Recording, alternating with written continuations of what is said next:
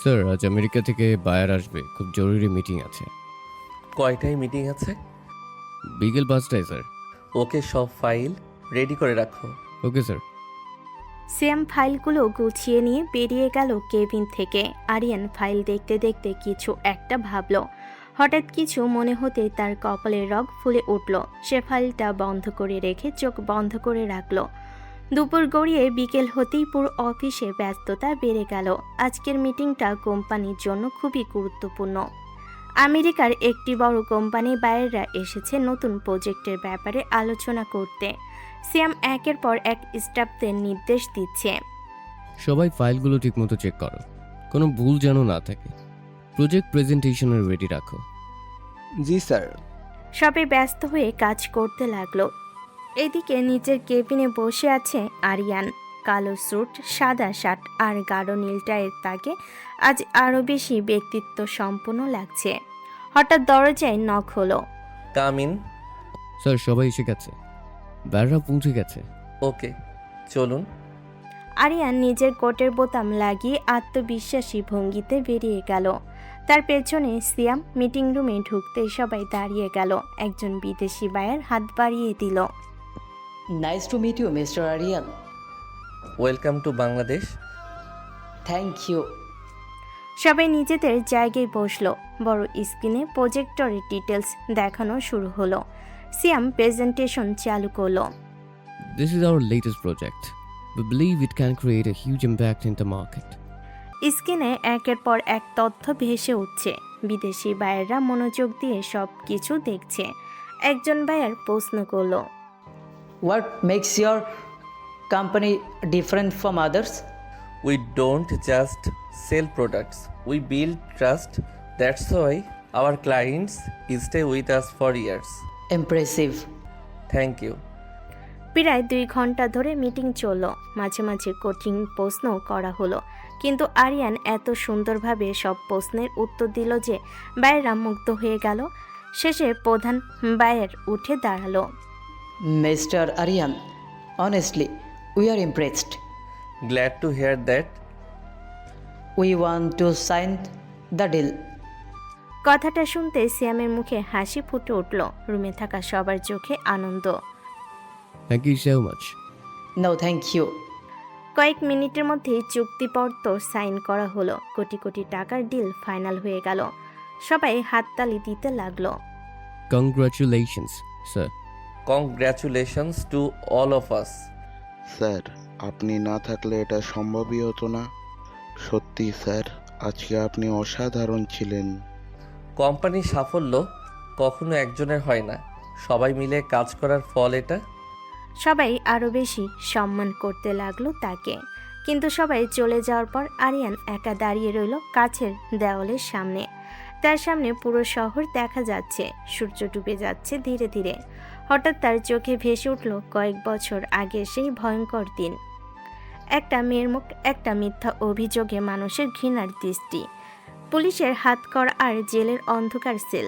আরিয়ান মুঠো করে ফেলল হাত। তার চোখ লাল হয়ে উঠল। তোমার দেওয়া অপমান আমি ভুলিনি। তুমি আমার জীবন শেষ করতে চেয়েছিলে, কিন্তু আমি শেষ হইনি, বরং সেখান থেকেই শুরু করেছি।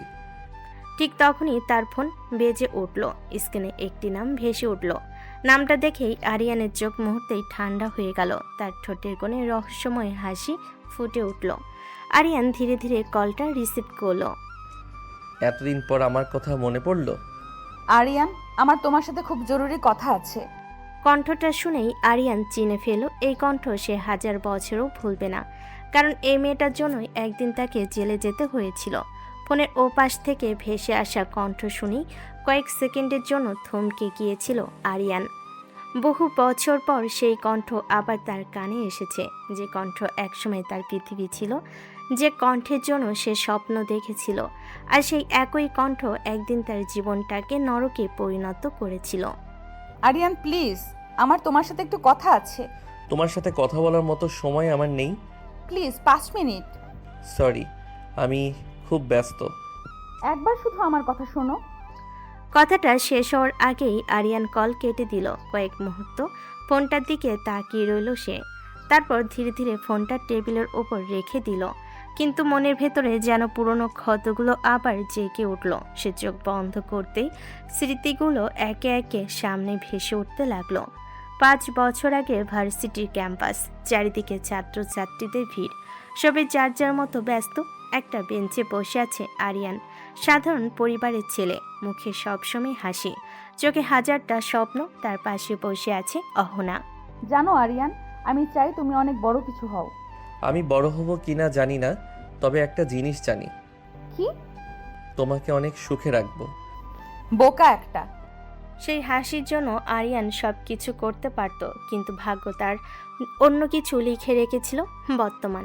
আরিয়ান হঠাৎ চোখ খুলে ফেলল, তার কপালে রগগুলো ফুটে উঠছে। অতীতের কথা মনে করার কোনো মানে নেই। সে নিজের কোটটা নিয়ে কেবিন থেকে বের হয়ে গেল। এদিকে শহরের অন্য প্রান্তে একটা বিশাল বাড়িতে বসে আছে অহনা, চোখ লাল হয়ে আছে, মনে হচ্ছে অনেকক্ষণ ধরেই কেঁদেছে। ফোনটা হাতেই ধরে আছে। শুধু একবার আমার কথাটা শুনে নাও আরিয়ান। তার চোখ থেকে আবার পানি গড়িয়ে পড়ল। ঠিক তখনই তার মা রুমে ঢুকলেন। আবার কাঁদছিস? না মা। আমি তোর মা, তোর মনের অবস্থা বুঝি। কতদিন এভাবে নিজেকে শাস্তি দিবি? মা, আমি একটা ভুল করেছিলাম। ভুল? একটা ভুলের জন্য একজন মানুষের পুরো জীবন নষ্ট হয়ে গিয়েছিল। মহিলাও দীর্ঘশ্বাস পেলেন। তিনি জানেন তার মেয়ের অনুশোচনা কতটা গভীর, কিন্তু কিছু ভুল আছে যেগুলো চাইলেও সহজে ঠিক করা যায় না। পরের দিন সকাল, আরিয়ান নিজের অফিসে ঢুকতেই সবাই সম্মান নিয়ে দাঁড়িয়ে গেল।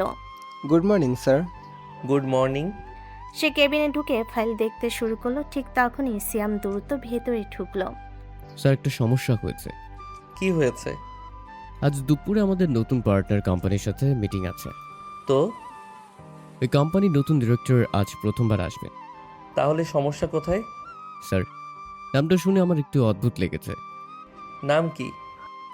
অহনা রহমান। নামটা শুনেই আরিয়ানের চোখ স্থির হয়ে গেল। মুহূর্তের মধ্যে তার চোয়াল শক্ত হয়ে এলো। কেবিনে অদ্ভুত নীরবতা নেমে এলো। সিয়ামও কিছু বলছে না। কয়েক সেকেন্ড পর আরিয়ান ধীরে ধীরে ফাইলটা বন্ধ করলো। তার ঠোঁটের কোণে ঠান্ডা হাসি ফুটে উঠল। ইন্টারেস্টিং। স্যার। মিটিংয়ের সব ব্যবস্থা করো। জি স্যার। মনে হচ্ছে ভাগ্য আবার আমাদের মুখোমুখি দাঁড় করাতে চলেছে। তার চোখে কোনো ভালোবাসা নেই, কোনো দুর্বলতা নেই, শুধু বছরের পর বছর জমে থাকা কষ্ট আর অপমানের ছাপ। আর অন্যদিকে অহনা এখনও জানে না যে আজ যে কোম্পানিতে মিটিং করতে যাচ্ছে সেই কোম্পানির সিইও আর কেউ নয়, আরিয়ান, যার জীবন একদিন তার একটি সিদ্ধান্তে তছনছ হয়ে গিয়েছিল। ভাগ্য ধীরে ধীরে পুরনো হিসাবের খাতা খুলতে শুরু করেছে, আর বহু বছর পর দুজন আবার মুখোমুখি হতে চলেছে। সময় কারোর জন্য থেমে থাকে না। 5 বছর আগে যে দুজন একে অপরকে ছাড়া একটা দিনও কল্পনা করতে পারত না, আজ তারা দুজন দু জগতের মানুষ। অহনা দেশের অন্যতম বড় ব্যবসায়ী পরিবারের মেয়ে। তার বাবা বহু বছর ধরে দেশের শীর্ষ শিল্পপতিদের একজন। বিদেশে পড়াশোনা শেষ করে এখন পুরো কোম্পানির দায়িত্ব নিজের কাঁধে তুলে নিয়েছে অহনা।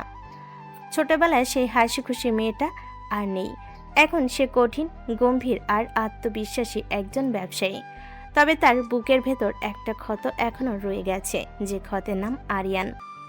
সকাল, রহমান গ্রুপ অফ ইন্ডাস্ট্রিজের হেড অফিস। অহনা কনফারেন্স রুমে বসে ফাইল দেখছে। তার পিএ এসে সামনে দাঁড়ালো। ম্যাম, আজকের মিটিংয়ের সব ডকুমেন্ট রেডি। ওকে ম্যাম, এই প্রজেক্টটা আমাদের জন্য খুব গুরুত্বপূর্ণ। জানি। অপরপক্ষের কোম্পানিও অনেক বড়। তাই? জি ম্যাম, গত কয়েক বছরে তারা অনেক দ্রুত এগিয়েছে। কোম্পানির নাম? Aryan Global Holdings. নামটা শুনে অহনার হাত এক মুহূর্তের জন্য থেমে গেল, কিন্তু সে কিছু বলল না, নিজেকে সামলে নিল। চলুন। অন্যদিকে আরিয়ানের অফিস। পুরো অফিসে আজ ব্যস্ত, কর্মচারীরা একের পর এক ফাইল সাজাচ্ছে। সিয়াম মিটিং রুমে সব কিছু চেক করছে। প্রজেক্টটা ঠিক আছে? জি sir. Conference file ready. Welcome kit সেটাও রেডি। গুড। ঠিক তখনই আরিয়ান মিটিং রুমে ঢুকলো। সাথে সাথে সবাই সোজা হয়ে দাঁড়িয়ে গেল। Good morning sir. বসুন। সব প্রস্তুত স্যার। আরিয়ান মাথা নেড়ে সম্মতি দিল। তার মুখে কোনো আবেগ নেই, যেন আজকের মিটিং তার কাছে সাধারণ একটা মিটিং ছাড়া কিছুই নয়। কিন্তু ভেতরে ভেতরে তার অতীতের দরজা ধীরে ধীরে খুলছে। দুপুর, অফিসের সামনে কয়েকটা বিলাসবহুল গাড়ি এসে থামলো। গাড়ি থেকে নামলো অহনা। কালো রঙের ফর্মাল স্যুট, চোখে হালকা পাওয়ার গ্লাস, আত্মবিশ্বাসী পদক্ষেপ। পেছনে কয়েকজন অফিসিয়াল। রিসেপশনিস্ট হাসি মুখে এগিয়ে এলো। Welcome ma'am. Thank you. Ahana চারপাশে তাকালো। অফিসের প্রতিটা জিনিসেই বিলাসিতা আর পরিপূর্ণতার ছাপ। সে বুঝতে পারছে কোম্পানির মালিক কতটা দক্ষ। কিছুক্ষণ পর একজন স্টাফ এসে বলল, ma'am please follow me. Okay. Conference room. এক এক করে সবে বসে পড়ল। অহনা নিজের সিটে বসলো, কিন্তু তার চোখ বারবার দরজার দিকে চলে যাচ্ছে, কারণ অদ্ভুতভাবে তার মন আজ অস্থির। সে নিজেও বুঝতে পারছে না কেন। ঠিক তখনই দরজা খুলে গেল। ভারী জুতার শব্দে পুরো রুম নিস্তব্ধ হয়ে গেল। অহনা অবচেতনভাবে দরজার দিকে তাকালো, আর তার পরের মুহূর্তেই তার চোখ বিস্ময়ে বড় হয়ে গেল। হাতের কলমটা মেঝেতে পড়ে গেল। আরিয়ান, তার নিঃশ্বাস যেন আটকে গেল। এটা কি স্বপ্ন নাকি বাস্তব? সামনে দাঁড়িয়ে থাকা মানুষটা সেই আরিয়ান, কিন্তু আগের মতো নয়। আজ সে কোটি টাকার কোম্পানির সিইও। চোখে তীক্ষ্ণ দৃষ্টি, মুখে কঠোরতা, ব্যক্তিত্বে ভয়ঙ্কর এক আত্মবিশ্বাস, যেন পৃথিবীকে নিজের মুঠোয় ধরে রেখেছে। অহনা কিছুক্ষণ তাকিয়ে রইল। তার বুকের ভেতরটা কাঁপছে। অসংখ্য স্মৃতি ভিড় করে আসছে, কিন্তু আরিয়ান, সে যেন কিছুই হয়নি। এমনভাবে নিজের চেয়ারে গিয়ে বসলো, ফাইল খুলল, তারপর শান্ত গলায় বলল, shall we start the meeting? Ahana হতভম্ব। সে এখনো তাকিয়ে আছে আরিয়ানের দিকে। চোখ তুলে তার দিকে তাকালো। দৃষ্টি ঠান্ডা, নির্বিকার, অচেনা। Excuse me ma'am. Aryan ji. তুমি? আরিয়ান কয়েক সেকেন্ড তার দিকে তাকিয়ে রইল, তারপর এমন একটা কথা বলল যেটা অহনার বুকের ভেতর ছুরি হয়ে বিঁধল। সরি ম্যাম, আমি চিনি না আপনাকে। পুরো রুম নিস্তব্ধ। অহনার চোখ কেঁপে উঠল। সে অবিশ্বাস নিয়ে তাকিয়ে আছে। তুমি আমাকে চেনো না? আমার মনে হয় আমরা এখানে ব্যক্তিগত পরিচয় দিতে আসিনি, কাজের কথা বলুন। কথাগুলো ছিল ভদ্র, কিন্তু প্রতিটা শব্দের মধ্যে লুকিয়েছিল বরফের মতো শীতল দূরত্ব। অহনার মনে হলো কেউ যেন তার বুকের ভেতরটা চেপে ধরেছে। যে ছেলেটা একসময় তার একটা হাসির জন্য পুরো দিন অপেক্ষা করত, আজ সে বলছে আমি চিনি না আপনাকে। অহনা নিচের দিকে তাকালো, চোখ ভিজে উঠছে, কিন্তু এত মানুষের সামনে সে নিজেকে সামলে নিল। জি। মিটিং শুরু হলো। প্রজেক্ট নিয়ে আলোচনা চলতে লাগলো, কিন্তু পুরো সময় জুড়ে অহনার মন অন্য কোথাও। আরিয়ান যেন ইচ্ছে করেই তাকে এড়িয়ে যাচ্ছে। শুধু ব্যবসায়িক কথা, শুধু কাজ, শুধু পেশাদার আচরণ, একবারও ব্যক্তিগত কোনো প্রসঙ্গ নয়। আর এতে অহনার বুকের ভেতরটা আরও ভারী হয়ে উঠছে, কারণ আজ সে প্রথমবার বুঝতে পারল ক্ষমা চাওয়ার সুযোগ পাওয়াটাও অনেক বড় সৌভাগ্য। আর হয়তো সে সেই সৌভাগ্যটাও হারিয়ে ফেলেছে। মিটিং রুমের পরিবেশ এখনও গভীর। দুই কোম্পানি কর্মকর্তারা মনোযোগ দিয়ে আলোচনা শুনছে, কিন্তু এই আলোচনার মাঝেও অহনার মন বারবার আরিয়ানের দিকে চলে যাচ্ছে। অন্যদিকে আরিয়ান যেন পুরোপুরি কাজের মধ্যে ডুবে আছে। তার চোখে মুখে এমন একটা ভাব, যেন সামনে বসে থাকা মেয়েটাকে সে জীবনেও কখনো দেখেনি। আর এই বিষয়টাই অহনার বুকের ভেতরটা বারবার মোচড় দিয়ে উঠছে। আরিয়ান সামনে থাকা ফাইলটা বন্ধ করলো, তারপর সোজা হয়ে বসে বলল, ওকে মিস রহমান, আপনারা যে নতুন প্রজেক্টটা নিয়ে কাজ করতে চান সেটা বিস্তারিত ব্যাখ্যা করুন। জি, আমরা দক্ষিণ এশিয়ার মার্কেটে নতুনভাবে প্রবেশ করতে চাই। এজন্য আন্তর্জাতিক পার্টনার দরকার। আমাদের ম্যানুফ্যাকচারিং ইউনিট আছে, কিন্তু গ্লোবাল ডিস্ট্রিবিউশন নেটওয়ার্ক আরও শক্তিশালী করতে হবে। আপনার কোম্পানির আন্তর্জাতিক নেটওয়ার্ক এবং আমাদের প্রোডাকশন ক্যাপাসিটি একসাথে কাজ করলে দুই পক্ষই লাভবান হবে। রুমে উপস্থিত সবাই মাথা নাড়ল। আরিয়ান কয়েকটা কাগজ উল্টে দেখলো, তারপর বলল, আপনাদের গত 3 বছরের ফিনান্সিয়াল রিপোর্ট আমি দেখেছি। জি। দ্বিতীয় বছরের তুলনায় তৃতীয় বছরে প্রফিট কমেছে কেন? আমরা নতুন প্ল্যান্টে বড় বিনিয়োগ করেছি। ঝুঁকি নিয়েছেন? জি। সাহসী সিদ্ধান্ত। অহনা চুপ করে রইল। এরপর প্রায় 1 ঘন্টা ধরে বিস্তারিত আলোচনা চলল। আরিয়ান এমন সব প্রশ্ন করলো যার উত্তর দিতে অনেক বড় বড় ব্যবসায়ীও হিমশিম খেত, কিন্তু অহনাও কম যায় না। সে প্রতিটা প্রশ্নের উত্তর আত্মবিশ্বাসের সাথে দিল। একসময় শ্যাম অবাক হয়ে আরিয়ানের দিকে তাকালো, কারণ সে বুঝতে পারছে আরিয়ান ইচ্ছে করলেই প্রজেক্টটা বাতিল করে দিতে পারত, কিন্তু সে খুব মনোযোগ দিয়ে প্রতিটা বিষয় যাচাই করছে। আরিয়ান চেয়ার ছেড়ে উঠে দাঁড়ালো, তারপর জানালার পাশে গিয়ে দাঁড়ালো, কিছুক্ষণ চুপ থেকে বলল, আমরা পার্টনারশিপ করতে রাজি।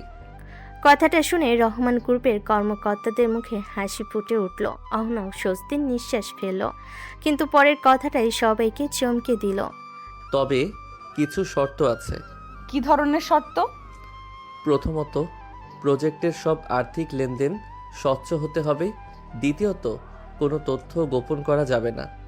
তৃতীয়ত, সময় মতো কাজ শেষ না হলে ক্ষতিপূরণ দিতে হবে। চতুর্থত, কোম্পানির সুনাম ক্ষুণ্ণ হয় এমন কোনো কাজ করা যাবে না। পঞ্চমত, একটার পর একটা শর্ত দিতে লাগলো আরিয়ান। সবগুলোই কঠিন, কিন্তু ব্যবসার দৃষ্টিকোণ থেকে যৌক্তিক। শেষে সে বলল, আর সবচেয়ে গুরুত্বপূর্ণ বিষয়, আমি বিশ্বাসঘাতকতা পছন্দ করি না। কথাটা বলার সময় তার চোখ কয়েক সেকেন্ডের জন্য অহনার চোখে আটকে গেল।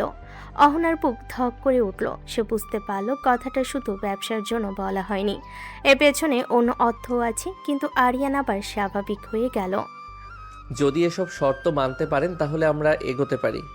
আমরা রাজি। অবশেষে মিটিং শেষ হলো, সবাই একে একে উঠে দাঁড়ালো, ফাইল গুছিয়ে বেরিয়ে যেতে লাগলো। শ্যামও বেরিয়ে গেল, রহমান গ্রুপের কর্মকর্তারাও বেরিয়ে গেল। কয়েক মুহূর্তের মধ্যে বিশাল মিটিং রুমে শুধু দুজন মানুষ রয়ে গেল, আরিয়ান আর অহনা। আরিয়ান নিজের ফাইল গুছিয়ে বের হতে যাচ্ছিল, ঠিক তখনই আরিয়ান, দাঁড়াও। আরিয়ানের হাত থেমে গেল। কয়েক সেকেন্ড নীরবতা, তারপর সে ধীরে ধীরে ঘুরে দাঁড়ালো, চোখে ঠান্ডা দৃষ্টি। কিছু বলবেন? আমাদের একটু কথা বলা দরকার। শুনুন, প্লিজ। আমি আপনার বয়ফ্রেন্ড না, হাজব্যান্ডও না, যে একটা রুমে দাঁড়িয়ে ব্যক্তিগতভাবে কথা বলবো। তুমি আমাকে ইগনোর করছো? সত্যি? হ্যাঁ। আরিয়ান ধীরে ধীরে তার দিকে এগিয়ে এলো, তারপর কয়েক ফুট দূরে দাঁড়িয়ে পড়ল। যাকে চিনি না তাকে ইগনোর করব কেন? আরিয়ান, আমি তো আপনাকে চিনি না। তুমি মিথ্যা বলছো। আমার মনে হয় আপনি ভুল করছেন। তুমি কি সত্যিই সব ভুলে গেছো? আরিয়ান কিছুক্ষণ তার দিকে তাকিয়ে রইল। তার চোখে কোনো আবেগ নেই, কিন্তু বুকের ভেতর পুরনো ক্ষতগুলো আবার জ্বলে উঠছে। সে ধীরে ধীরে বলল, কিছু মানুষকে ভুলে যেতে হয় না, তাহলে? তারা এমন কিছু করে যায় যে সারা জীবন মনে থাকে। অহনার মুখ ফ্যাকাশে হয়ে গেল। সে বুঝতে পারছে প্রতিটা কথার আঘাত কোথায় গিয়ে লাগছে। আমি তোমার কাছে ক্ষমা চাইতে চাই। ক্ষমা? হ্যাঁ। মজার ব্যাপার জানেন, কি? যখন একজন নির্দোষ মানুষ জেলে যায় তখন কেউ তার কাছে ক্ষমা চাইতে আসে না। আরিয়ান, প্লিজ। যখন তার নিজের মানুষগুলো তাকে ছেড়ে চলে যায় তখনও কেউ ক্ষমা চাইতে আসে না। আমি ভুল করেছি। ভুল? একটা ভুলের কারণে আমার জীবন ধ্বংস হয়েছিল। আমি জানি। না, আপনি জানেন না। পুরো রুমে ভারী নীরবতা নেমে এলো। অহনার চোখ দিয়ে টপ টপ করে পানি পড়ছে। আরিয়ান একবারও সেদিকে তাকালো না। সে নিজের কোট ঠিক করে দরজার দিকে হাঁটতে লাগলো। দরজার কাছে গিয়ে থেমে শুধু একটা কথাই বলল, ব্যবসার আলোচনা অফিসে করবেন, আর ব্যক্তিগত বিষয় আমার কাছে মৃত। কথাটা বলে সে বেরিয়ে গেল, আর অহনা স্থির হয়ে দাঁড়িয়ে রইল। তার মনে হলো আজকের এই কয়েক মিনিটের কথোপকথন তাকে আগের 5 বছরের চেয়েও বেশি কষ্ট দিয়েছে। কারণ সে আজ প্রথমবার বুঝলো আরিয়ান তাকে ঘৃণা করে না, ঘৃণার চেয়েও ভয়ঙ্কর কিছু করে। সে তাকে নিজের জীবন থেকে মুছে ফেলেছে। অফিস থেকে বের হওয়ার পর পুরো রাস্তা জুড়ে অহনা চুপচাপ ছিল, গাড়ির জানালার বাইরে তাকিয়ে আছে।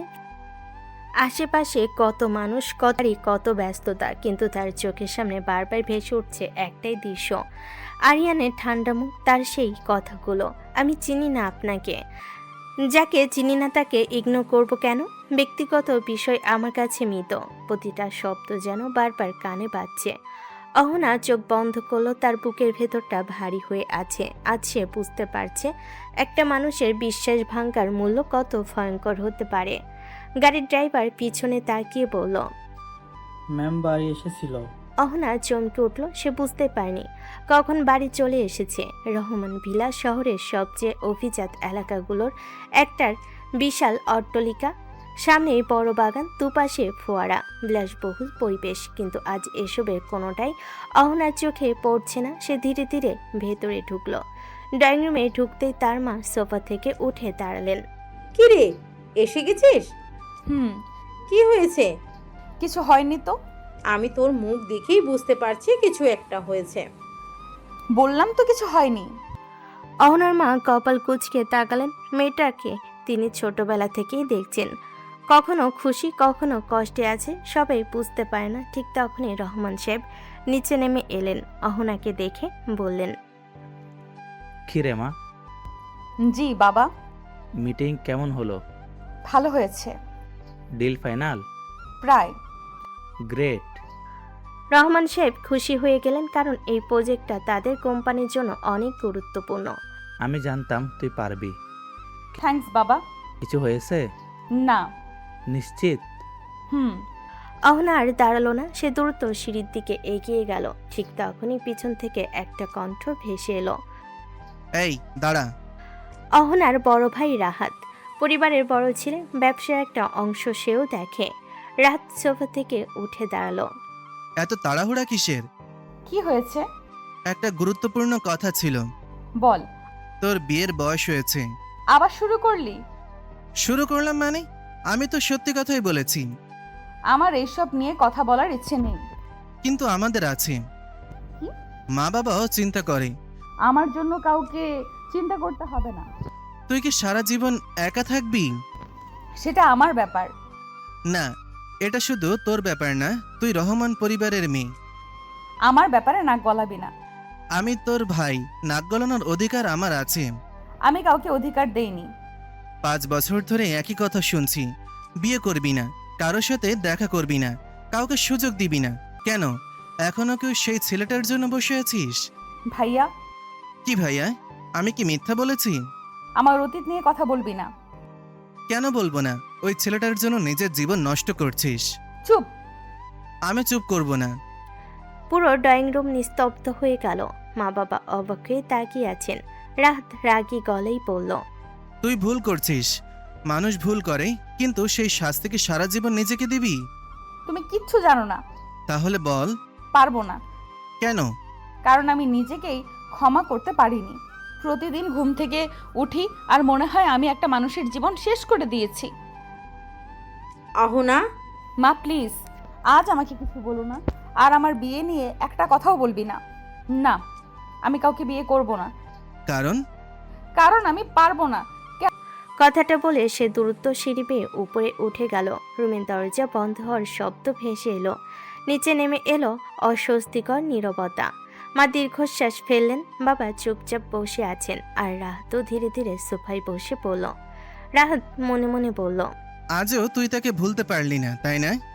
এদিকে রাত নিজের পেন্ট হাউসের বারান্দায় দাঁড়িয়ে আছে আরিয়ান, হাতে কফির মগ, নিচে ঝলমলে শহর। ঠিক তখনই তার ফোন বেজে উঠল। স্ক্রিনে একটা নাম ভেসে উঠল, সিয়াম। আরিয়ান কল রিসিভ করলো। বলো। স্যার, রহমান গ্রুপের সাথে ডিলটা ফাইনাল হয়ে গেছে। ওকে। কাল চুক্তিপত্র সাইন হবে। স্যার, আপনি ঠিক আছেন? মানুষ কি কখনো অতীত ভুলে যায়? সিয়াম অবাক হয়ে গেল, কারণ এই প্রশ্নটা আরিয়ানের মুখে খুবই কমই শোনা যায়। রাত অনেক হয়েছে, পুরো শহর ঝলমলে আলোয় আলোকিত। উঁচু বিল্ডিংয়ের বারান্দায় দাঁড়িয়ে আছে আরিয়ান, এক হাতে কফি মগ, অন্য হাতে ফোন। হালকা বাতাস তার চুলগুলো এলোমেলো করে দিচ্ছে, কিন্তু তার মন আজ অদ্ভুতভাবে অস্থির। বহু বছর ধরে যে অতীতকে সে বুকের গভীরে চাপা দিয়ে রেখেছিল, সেই অতীত আজ আবার তার সামনে এসে দাঁড়িয়েছে। ফোনের ওপাশে সিয়াম চুপচাপ অপেক্ষা করছে। আরিয়ান কিছুক্ষণ নীরব থেকে বলল, সিয়াম। জি স্যার। মানুষ কি কখনো অতীত থেকে পুরোপুরি বের হতে পারে? সিয়াম কয়েক সেকেন্ড চুপ রইল। প্রশ্নটা সাধারণ নয়, বিশেষ করে প্রশ্নটা যখন আরিয়ান করেছে।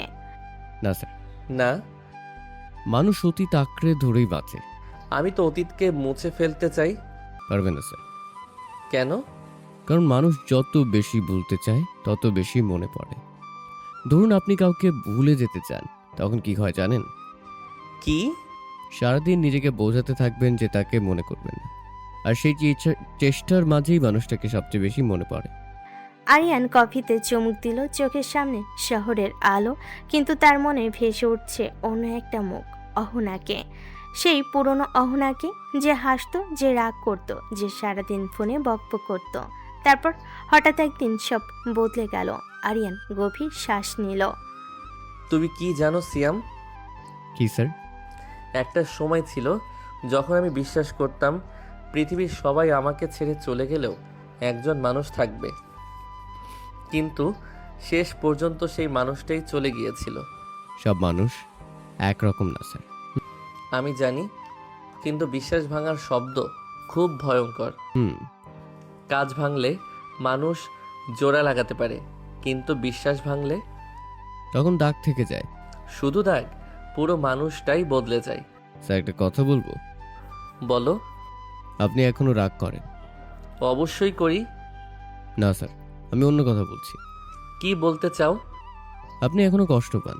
যদি কষ্ট না পেতেন তাহলে আজ এতগুলো বছর পরেও সেই মানুষটার কথা উঠলে আপনার চোখ বদলে যেত না। আপনি হয়তো তাকে ভালোবাসেন না, কিন্তু তার দেওয়া ক্ষত এখনো শুকায়নি।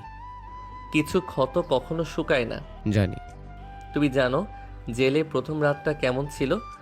চারপাশে অপরিচিত মানুষ, লোহার গেট, অন্ধকার একটা ঘর, আর আমি ভাবছিলাম কাল সকালে হয়তো সব ঠিক হয়ে যাবে। আমি ভেবেছিলাম সে আসবে, সে বলবে আমি নির্দোষ, সব ভুল বোঝাবুঝি শেষ হয়ে যাবে, কিন্তু সে আসেনি একবারও না। স্যার? জানো সবচেয়ে কষ্ট কি ছিল? কি? জেল না, অপমান না, মানুষের ঘৃণাও না। সবচেয়ে কষ্ট ছিল যাকে সবচেয়ে বেশি বিশ্বাস করতাম সে আমাকে কষ্ট দিয়েছে। শ্যামের বুকটাও ভারী হয়ে উঠল। সে অনেক কিছু জানে, কিন্তু পুরো গল্প কখনো জানে না। তবুও বুঝতে পারে আরিয়ানের ভেতর কতটা আগুন লুকিয়ে আছে। স্যার, কখনো কি তাকে ক্ষমা করতে পারবেন? প্রশ্নটা শুনে আরিয়ান কিছুক্ষণ চুপ রইল। বাতাস আরো জোরে বইতে লাগলো। তারপর ধীরে ধীরে বলল, ক্ষমা? জি। জানি না, হয়তো একদিন পারবো, হয়তো কোনো দিনও না। ঘৃণা নিয়ে বাঁচা কঠিন। আমি ঘৃণা নিয়ে বাঁচি না। তাহলে? আমি শুধু মনে রাখি। কথাটা শুনে সিয়াম আর কিছুই বলল না, কারণ সে জানে কখনো কখনো কিছু স্মৃতি মানুষ ভুলতে পারে না, চাইলেও পারে না। এদিকে নিচের রুমে বসে আছে অহনা। ঘরের সব লাইট বন্ধ, শুধু বারান্দা দিয়ে আসা চাঁদের আলো। হাতে একটা পুরনো ছবি, ছবিতে একটা ছেলে আর একটা মেয়ে হাসছে। ছেলেটা আরিয়ান, মেয়েটা অহনা। অহনার চোখ বেয়ে পানি গড়িয়ে পড়ল। কেন একবারও আমার কথা শুনতে চাইলে না আরিয়ান? আমি জানি আমি ভুল করেছি, অনেক বড় ভুল, কিন্তু একবার, শুধু একবার যদি তুমি আমার কথাটা শুনতে। সে ছবিটা বুকে জড়িয়ে ধরল, আর অন্যদিকে শহরের অন্য প্রান্তে দাঁড়িয়ে থাকা আরিয়ান আকাশের দিকে তাকিয়ে আছে। দুজন মানুষ, একই শহরে, একই আকাশের নিচে, কিন্তু তাদের মাঝখানে দূরত্বটা যেন কয়েক আলোকবর্ষ। আর ভাগ্য ধীরে ধীরে তাদের পুরনো গল্পের নতুন অধ্যায় খুলতে শুরু করেছে। রাতকে নতুন সকাল এলো, কিন্তু শহরের মতোই অস্থির হয়ে গেল দুজন মানুষের মনেই। একজন নিজের ভুলের বোঝা বয়ে বেড়াচ্ছে, আরেকজন নিজের ভাঙ্গা বিশ্বাসের ক্ষত লুকিয়ে রেখেছে। সকাল। আরিয়ান গ্লোবাল হোল্ডিংস অফিসে ঢুকতেই সবাই দাঁড়িয়ে গেল। Good morning sir. Good morning. প্রতিদিনের মতোই শান্ত, স্থির আর আত্মবিশ্বাসী দেখাচ্ছে তাকে। কেউ বুঝতেই পারবে না গতকাল তার অতীত আবারও সামনে এসে দাঁড়িয়েছে। সিয়াম দ্রুত এগিয়ে এলো। স্যার, আজ 11টায় চুক্তিপত্র সাইন হবে। সব প্রস্তুত? জি স্যার। ভালো। স্যার, একটা কথা বলি। বলো। আজও কি একইভাবে থাকবেন? মানে? মিস রহমান যদি কথা বলতে চায়। অফিসে ব্যক্তিগত কথা বলার সময় নেই। জি স্যার। অন্যদিকে রহমান ভিলা। অহনা আয়নার সামনে দাঁড়িয়ে আছে। আজ তার চোখের নিচে ক্লান্তির চাপ। সারা রাত প্রায় ঘুম হয়নি। তার মা রুমে ঢুকলেন। আজ আবার মিটিং? কালও তোকে খুব অস্থির লাগছিল। কিছু হয়নি মা। এখনো একই কথা। কিছু কথা বললেও মানুষ বুঝবে না। তবুও বলতে হয় মা, সব কষ্ট একা বই বেড়ানো যায় না। অহনা কিছু বলল না, কারণ সে জানে তার কষ্টের গল্প শুনে কেউই সে 5 বছর ফিরিয়ে দিতে পারবে না। সকাল 11টা। আরিয়ান গ্লোবাল হোল্ডিংস আজ কনফারেন্স হল আগের চেয়েও বেশি জমকালো। 2 কোম্পানির আইনজীবী, ডিরেক্টর, ফিনান্স টিম সবাই উপস্থিত। আজ আনুষ্ঠানিকভাবে চুক্তি স্বাক্ষর হবে। একের পর এক গাড়ি এসে থামলো। অহনা নামলো। আজ সে নিজেকে যতটা সম্ভব স্বাভাবিক রাখার চেষ্টা করছে, কিন্তু ভেতরে তার হৃদস্পন্দন বেড়ে যাচ্ছে, কারণ সে জানে আজ আবার আরিয়ানের মুখোমুখি হতে হবে। কনফারেন্স হল, সবাই নিজেদের জায়গায় বসেছে। কিছুক্ষণ পর দরজা খুলে গেল। আরিয়ান ভেতরে ঢুকলো। সবাই দাঁড়িয়ে গেল। অহনার চোখ অজান্তে তার দিকে চলে গেল। আজও সেই একই ব্যক্তিত্বে, একই ঠান্ডা ভাব, একই দূরত্ব। কয়েক মুহূর্তের জন্য তাদের চোখে চোখ পড়ল, কিন্তু আরিয়ান যেন কিছুই হয়নি এমনভাবে অন্যদিকে তাকিয়ে গেল। অহনার বুকটা আবার মোচড় দিয়ে উঠল। চুক্তিপত্র পড়া শুরু হলো। আইনজীবীরা একে একে সব শর্ত পড়ে শোনাচ্ছে। সবকিছু ঠিকঠাক। অবশেষে সই করার সময় এলো। আরিয়ান কলম হাতে নিল, অহনাও নিল। ভাগ্যের কি অদ্ভুত খেলা! একসময় এই দুজন বিয়ের কাগজে সই করার স্বপ্ন দেখেছিল, আর আজ ব্যবসার চুক্তিতে সই করছে। দুজন পাশাপাশি বসে, কিন্তু মাঝখানে যেন 1000 মাইল দূরত্ব। সই শেষ হতেই সবাই হাততালি দিল। Congratulation. Congratulations ma'am. Thank you. কিছুক্ষণ পর সবাই ধীরে ধীরে বেরিয়ে যেতে লাগলো। অহনা বুঝতে পারল আজ যদি কথা না বলে তাহলে হয়তো আর সুযোগ পাবে না। কিছুক্ষণ পর হলরুম প্রায় ফাঁকা। আরিয়ান ফাইলগুলো গুছিয়ে বের হতে যাবে, ঠিক তখনই আরিয়ান, প্লিজ আজ অন্তত আমার কথাটা শোনো। বলুন। এইভাবে বলছো কেন? কিভাবে? যেন আমি অপরিচিত কেউ। তুমি আমরা কি পরিচিত? জানো আমরা পরিচিত, খুব ভালো করেই জানো। সত্যি? হ্যাঁ।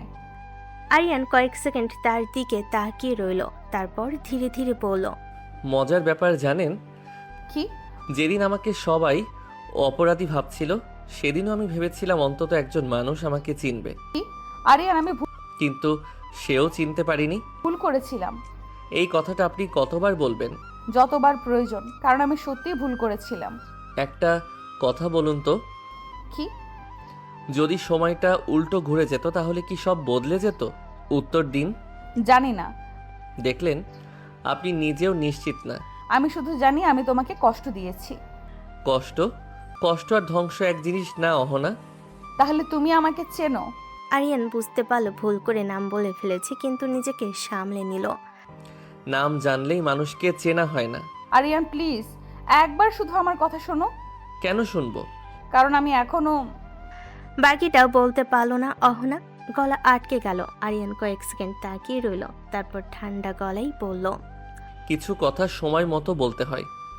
সময় পেরিয়ে গেলে সেই কথাগুলোর দাম থাকে না। তুমি কি আমাকে কোনোদিন ক্ষমা করবে না? প্রশ্নটা শুনে আরিয়ান চুপ হয়ে গেল। তার চোখেও এক মুহূর্তের জন্য পুরনো কষ্টের ছায়া ভেসে উঠল, কিন্তু পরের মুহূর্তে সেটা মিলিয়ে গেল। জানি না। এতটুকু বলে সে ফাইল হাতে নিয়ে দরজার দিকে হাঁটতে শুরু করলো। অহনা স্থির হয়ে দাঁড়িয়ে রইল। আজও সে তার মনের সব কথা বলতে পারল না। আর আরিয়ান, সে এখনো নিজের চারপাশে এমন একটা দেওয়াল তুলে রেখেছে যেখানে কাউকে ঢুকতে দিতে চায় না। গভীর রাত, পুরো শহর আলোয় ঝলমল করছে। কোথাও মানুষের ব্যস্ততা, কোথাও হাসি, কোথাও পরিবারের সাথে কাটানো সুন্দর সময়। কিন্তু শহরের এক কোণে বিশাল একটি পেন্ট হাউসের বারান্দায় একা বসে আছে আরিয়ান। তার সামনে ধোয়া ওঠা কফির কাপ, হাতে কোনো ফাইল নেই, কোনো মিটিং নেই, কোনো ব্যবসার চিন্তা নেই। তবুও তার চোখে ঘুম নেই, কারণ কিছু রাত থাকে যেখানে মানুষ যতই সফল হোক নিজের অতীত থেকে পালাতে পারে না। বারান্দার রেলিংয়ে হেলান দিয়ে আকাশের দিকে তাকিয়ে রইল আরিয়ান। আজকের পুরো দিনটাই তার মাথার মধ্যে ঘুরছে। অহনাকে আবার দেখছে 5 বছর পর। কিন্তু আশ্চর্যের ব্যাপার হলো, সে যতটা ভেবেছিল নিজেকে শক্ত রাখবে, ততটা পায়নি। অহনার চোখের পানি দেখে তার ভেতরে কোথাও যেন একটা অদ্ভুত অনুভূতি জেগেছিল, কিন্তু পরের মুহূর্তেই আরেকটা স্মৃতি সেই অনুভূতিটাকে পিষে দিয়েছে। একটা হাসপাতালের করিডোর, একটা সাদা কাপড়ে ঢাকা নিতর দেহ, আর তার মা। আরিয়ানের মুঠো শক্ত হয়ে গেল। সে চোখ বন্ধ করলো, আর কয়েক বছর আগে সেই ভয়ঙ্কর দিনটা আবার ভেসে উঠল। 5 বছর আগে পুলিশ স্টেশন।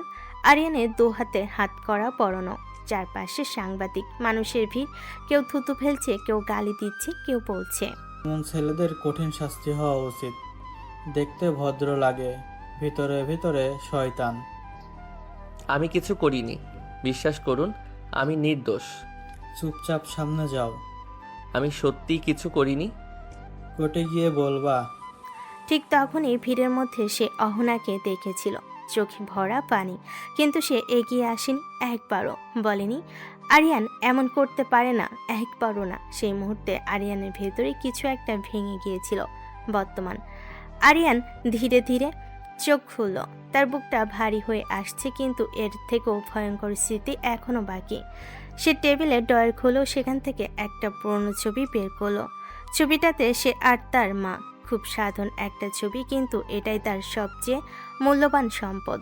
আরিয়ান ছবিটার দিকে তাকিয়ে রইল, তার ঠোঁট কেঁপে উঠল, মা, শব্দটা বের হতে তার গলা ভারী হয়ে গেল। পৃথিবীতে তাকে নিঃস্বার্থভাবে ভালোবাসার মানুষ ছিল মাত্র একজন, তার মা। তার বাবা অনেক আগেই মারা গিয়েছিলেন। ছোটবেলা থেকেই মাই ছিল তার পুরো পৃথিবী, বন্ধু, অভিভাবক, সাহস, ভরসা, সব কিছু।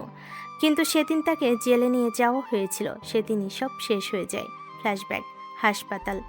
আরিয়ান তখন জেলের ভেতর। হঠাৎ একজন পুলিশ এসে বলল, আর তোমার সাথে একজন দেখা করতে এসেছে। আরিয়ান ভেবেছিল হয়তো কোনো আইনজীবী এসেছে, কিন্তু দেখা করতে এসেছিল তাদের এলাকার একজন পরিচিত চাচা। লোকটার চোখ লাল, মুখ গম্ভীর। আরিয়ান উদ্বিগ্ন হয়ে বলল, চাচা, মা কেমন আছে? বাবা, নিজেকে শক্ত কর। কি হয়েছে? তোর মায়ের স্ট্রোক হয়েছিল। এখন কেমন আছে? নেই বাবা, তোর মা আর নেই। মুহূর্তের জন্যই পৃথিবী থেমে গিয়েছিল। আরিয়ান স্থির হয়ে গিয়েছিল, সে যেন শুনতেই পায়নি। কি? তোর মায়ের মৃত্যু হয়েছে। না না, মিথ্যা। আমার মা কিছু হতে পারে না। চাচা, আমাকে মায়ের কাছে নিয়ে যান প্লিজ। আমাকে একবার দেখতে দিন, একবার। পুরো জেল কেঁপে উঠেছিল তার চিৎকারে, কিন্তু কোনো লাভ হয়নি। সে শেষবারের মতো মায়ের মুখটাও দেখতে পায়নি, শেষবার মা বলে ডাকতেও পায়নি, শেষ বিদায়টাও জানাতে পায়নি। বর্তমান আরিয়ানের চোখ বেয়ে একটা অশ্রুবিন্দু গড়িয়ে পড়ল। সে দ্রুত সেটা মুছে ফেল, কারণ সে বহু বছর আগে কান্না করতে ভুলে গেছে। কিন্তু কিছু কষ্ট আছে যেগুলো মানুষ যতই লুকাক মাঝে মধ্যে বের হয়ে আসে। আরিয়ান ছবিটার দিকে তাকিয়ে বলল, জানো মা, আজ সে আবার আমার সামনে এসেছে। যে মেয়েটাকে একসময় সবচেয়ে বেশি ভালোবাসতাম, কিন্তু যখনই তাকে দেখি তোমার কথা মনে পড়ে, তোমার শেষ দিনটার কথা মনে পড়ে।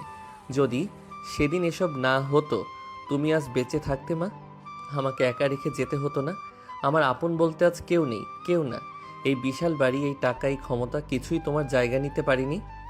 চারপাশে নীরবতা, শুধু রাতের বাতাস বইছে। আরিয়ান আকাশের দিকে তাকালো, তারপর ধীরে ধীরে বলল, আমি হয়তো অহনাকে ক্ষমা করতে পারি, কিন্তু তোমাকে হারানোর কথা কখনো ভুলতে পারবো না। তার চোখে আবার সেই পুরনো আগুন জ্বলে উঠল, কারণ তার কাছে এটা শুধু একটা বিশ্বাসঘাতকতার গল্প নয়, এটা তার মাকে হারানোর গল্প। আর তাই অহনাকে দেখলে তার বুকের ভেতর জমে থাকা রাগটা আবার জেগে ওঠে।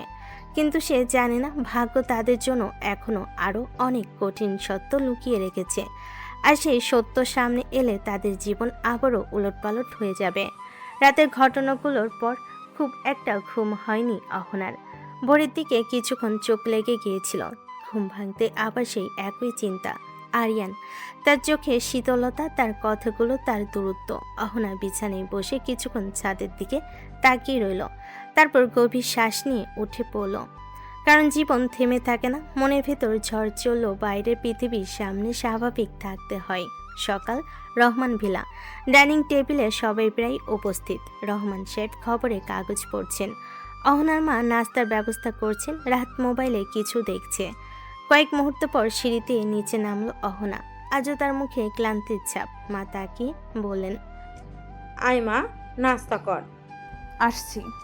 অহনা চুপচাপ চেয়ার টেনে বসলো। একজন কাজের মহিলা খাবার সার্ভ করে দিল। কিছুক্ষণ সবাই নীরব। হঠাৎ রাহাত গলা খাকারি দিল, একটা কথা ছিল। বল। রাগ করবি না তো? আগে বল। তোর বিয়ে ঠিক করেছি। কথাটা শুনে অহনার হাত থেমে গেল। চামচটা প্লেটের উপর ঠক করে শব্দ করলো। পুরো ডাইনিং টেবিল নিস্তব্ধ। অহনা ধীরে ধীরে মাথা তুলল। তার চোখে অবিশ্বাস। কি বলবি? তোর বিয়ে ঠিক করেছি। মাথা খারাপ হয়ে গেছে তোর? না, পুরোপুরি সুস্থ আছি। কে বলেছে তোকে আমার বিয়ে ঠিক করতে? পরিবার। আমরা শুধু কথা বলেছি, এখনো কিছু ফাইনাল হয়নি। বাবা, কথা বলেছো আমাকে না জানিয়ে? মা আগে শান্ত হ। আমি শান্ত আছি মা, কিন্তু আমার জীবন নিয়ে সিদ্ধান্ত নেওয়ার আগে অন্তত আমাকে জিজ্ঞাসা করা উচিত ছিল। আমরা তোর ভালো চাই। আমার ভালো আমি নিজে বুঝি। না, তুই বুঝিস না। মানে?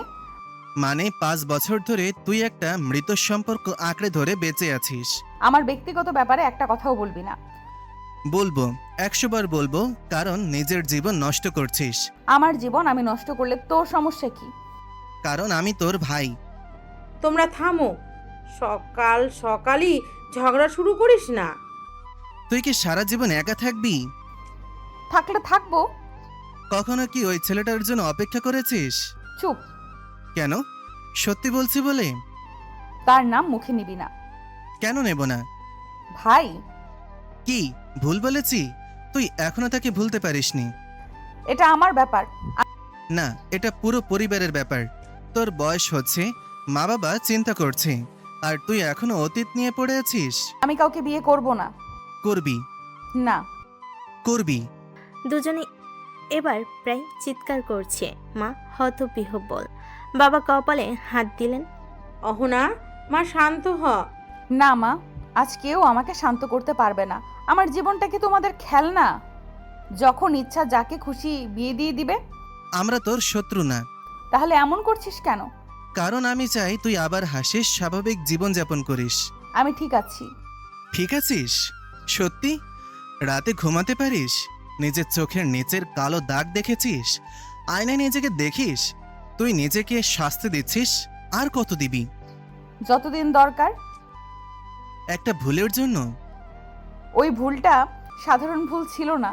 তুমি বুঝবে না, কেউ বুঝবে না। তাহলে বুঝিয়ে বল। পারবো না। আর একটা কথা শুনে রাখো, আমার বিয়ে নিয়ে কেউ কোনো সিদ্ধান্ত নিবে না। কেউ না। যদি নেই? তাহলে সেই বিয়েতে আমি থাকবো না। কথাটা বলে সে টেবিলের উপর রাখা গ্লাসটা সরিয়ে দিল। গ্লাসটা পড়ে গিয়ে ভেঙে গেল ঝনঝন। মা চমকে উঠলেন। অহনা। কিন্তু অহনা আর দাঁড়ালো না। রাগে কষ্টে অপমানে তার চোখ ভিজে গেছে। সে দ্রুত সিঁড়ি বেয়ে উপরে উঠে গেল। কয়েক মুহূর্ত পর উপরের রুমে দরজা জোরে বন্ধ হওয়ার শব্দ শোনা গেল। নিচে নেমে এলো নিস্তব্ধতা। মা দীর্ঘশ্বাস ফেলেন। মেয়েটা এভাবে আর কতদিন থাকবে? রাত চুপ করে বসে রইল। বাবাও গম্ভীর, কিন্তু রাহাতের মনে একটাই চিন্তা, যতদিন আরিয়ানের স্মৃতি অহনার মনে থাকবে ততদিন সে কাউকে নিজের জীবনে জায়গা দিতে পারবে না। আর অন্যদিকে এই মুহূর্তে আরিয়ান নিজের অফিসের দিকে রওনা হয়েছে। সেও জানে না তার নামটুকু আজ আবার একটা বাড়িতে ঝড় তুলে গেছে। এদিকে রহমান ভিলাই এখনো সকালের ঝড়ের রেশ কাটেনি। অহনা নিজের রুমে দরজা বন্ধ করে বসে আছে। আর অন্যদিকে শহরের অন্য প্রান্তে সম্পূর্ণ ভিন্ন এক পৃথিবী। সেখানে ব্যক্তিগত কষ্টের কোনো জায়গা নেই। সেখানে শুধু কাজ, সাফল্য আর দায়িত্ব। সকাল 10টা। আরিয়ান গ্লোবাল হোল্ডিংস বিশাল অফিস বিল্ডিংয়ের সামনে একের পর এক দামি গাড়ি এসে থামছে। কর্মচারীরা ব্যস্ত। আজকের মিটিং অত্যন্ত গুরুত্বপূর্ণ। ইতালির একটি আন্তর্জাতিক কোম্পানির প্রতিনিধি দল এসেছে। এই ডিল সফল হলে ইউরোপিয়ান মার্কেটে কোম্পানির অবস্থান আরও শক্তিশালী হবে। সিয়াম হাতে ফাইল নিয়ে দ্রুত হেঁটে যাচ্ছে। স্যার, ইতালির টিম এসে গেছে। তাদের কনফারেন্স লাউঞ্জে বসেন। জি স্যার। ঠিক তখনই লিফট খুলে বের হলো আরিয়ান। কালো স্যুট, চোখে আত্মবিশ্বাস, মুখে গম্ভীরতা। তাকে দেখে সবাই দাঁড়িয়ে গেল। Good morning sir. Good morning sir, ইতালির টিম এসেছে। Meeting room ready? জি স্যার। ভালো। আরিয়ান সোজা নিজের কেবিনে ঢুকে গেল। কেবিনের উপর রাখা ফাইলগুলো খুলে দেখতে লাগলো। কয়েক মিনিট পর সিয়াম আবার ভেতরে এলো। স্যার, তারা অপেক্ষা করছে। চলুন। Conference hall. ভেতরে ইতালির প্রতিনিধিরা বসে আছে। তাদের মধ্যে সবচেয়ে গুরুত্বপূর্ণ ব্যক্তি মার্কো রোসি, ইতালির নামকরা ব্যবসায়ী। দরজা খুলতেই সবাই তাকালো। আরিয়ান ভেতরে ঢুকলো। মার্কো উঠে দাঁড়িয়ে হাত বাড়িয়ে দিল। Mister Aryan, finally we meet. Welcome to Bangladesh Mir Marco. Thank you. সবাই নিজেদের জায়গায় বসে পড়ল। মিটিং শুরু হলো। স্ক্রিনে কোম্পানি প্রেজেন্টেশন ভেসে উঠল। মার্কো ফাইল খুলে পড়ল। আমরা দীর্ঘমেয়াদী পার্টনারশিপ চাই, শুধু 1-2 বছরের জন্য নয়। আমরাও একই জিনিস চাই। আমরা অস্থায়ী ব্যবসায় বিশ্বাস করি না। মিটিং ধীরে ধীরে গভীরে যেতে লাগলো। আলোচনা হলো প্রোডাকশন, এক্সপোর্ট, ইউরোপিয়ান মার্কেট, নতুন বিনিয়োগ, সবকিছু নিয়ে এক পর্যায়ে মার্কো প্রশ্ন করলো, আপনার কোম্পানির সবচেয়ে বড় শক্তি কি? সবাই আরিয়ানের দিকে তাকালো। আরিয়ান কিছুক্ষণ চুপ করে রইল, তারপর বলল, আমরা সমস্যা থেকে পালাই না, সমস্যার সমাধান করি। Interesting answer. এটা সত্যি। অনেক কোম্পানি ব্যর্থ হয় চাপ সামলাতে না পেরে। চাপ মানুষকে ভাঙে না, চাপ মানুষকে চিনিয়ে দেয়। কথাটা শুনে ইতালির প্রতিনিধিরা একে অপরের দিকে তাকালো। তারা বুঝতে পারছে এই মানুষটা শুধু একজন সিও না, সে নিজের জীবনের ভয়ঙ্কর সময় পার করে এখানে এসেছে। প্রায় 2 ঘন্টা ধরে মিটিং চলল। একসময় মার্কো ফাইল বন্ধ করে বলল, mister Aryan, yes, honestly I am impressed. Thank you. আমি অনেক সিইও দেখেছি, কিন্তু আপনার মধ্যে আলাদা কিছু আছে। স্যামের মুখে গর্বের হাসি ফুটে উঠল। মার্কো আবার বলল, আপনার সিদ্ধান্ত নেওয়ার ক্ষমতা অসাধারণ।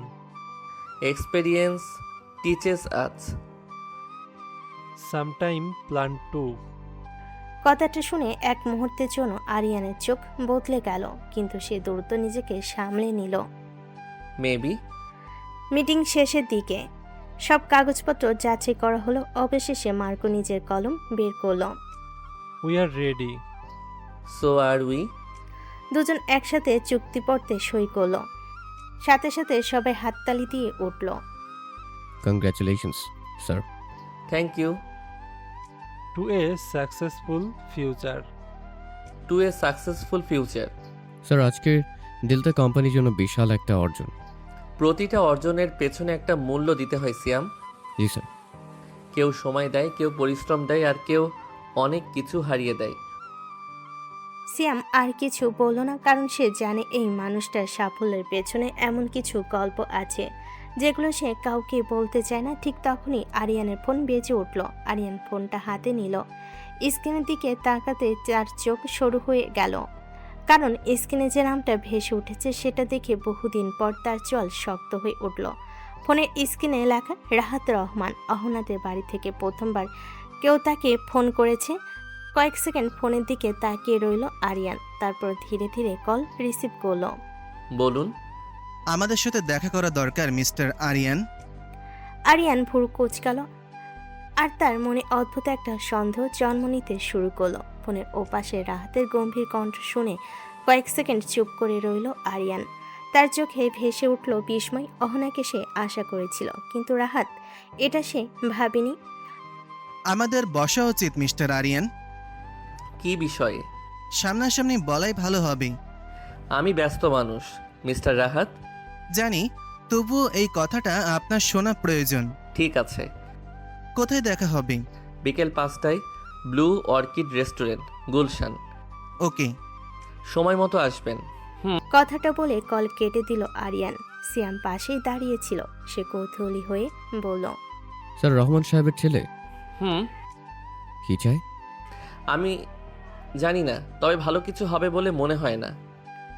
এদিকে রাহাত ফোন রেখে কিছুক্ষণ চুপ করে বসে রইল। তার চোখেও চিন্তার ছাপ। সে জানে আজকের এই সাক্ষাৎ খুবই গুরুত্বপূর্ণ, কারণ গত 5 বছর ধরে সে নিজের বোনকে ধীরে ধীরে ভেঙে যেতে দেখেছে।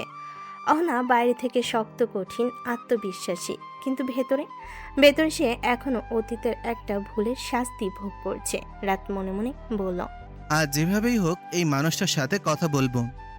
বিকাল 5টা, ব্লু অর্চিড রেস্টুরেন্টের ভিআইপি সেকশনে বসে আছে আরিয়ান। তার সামনে 1 কাপ ব্ল্যাক কফি, হাতে ফোন, চোখে নির্লিপ্ত ভাব। কয়েক মিনিট পর রাত ভেতরে ঢুকলো। চারপাশে তাকিয়ে আরিয়ানকে দেখতে পেল। ধীরে ধীরে এগিয়ে এলো। আসসালামু আলাইকুম। ওয়ালাইকুম আসসালাম, বসুন। রাহাত চেয়ার টেনে বসলো। কিছুক্ষণ দুজনেই চুপ। একজন ওয়েটার এসে অর্ডার নিয়ে গেল। নীরবতা ভাঙল আরিয়ান। বলুন। আমি ঘুরিয়ে কথা বলবো না। ভালো। আমার বোনের ব্যাপারে কথা বলতে এসেছি। তারপর? আপনার জন্য আমার বোন বিয়েতে রাজি হচ্ছে না। কথাটা বলে রাহাত আরিয়ানের দিকে তাকালো, কিন্তু আরিয়ান হঠাৎ হেসে ফেলল। রাহাত ভুরু কুঁচকাল। আরিয়ান হাসতে হাসতেই বলল, আপনার বোনের সাথে কি আমার কোনো রিলেশন আছে যে আমার জন্য বিয়েতে রাজি হবে না? আপনি জানেন আমি কি বলতে চাইছি? না, আমি কিছুই জানি না।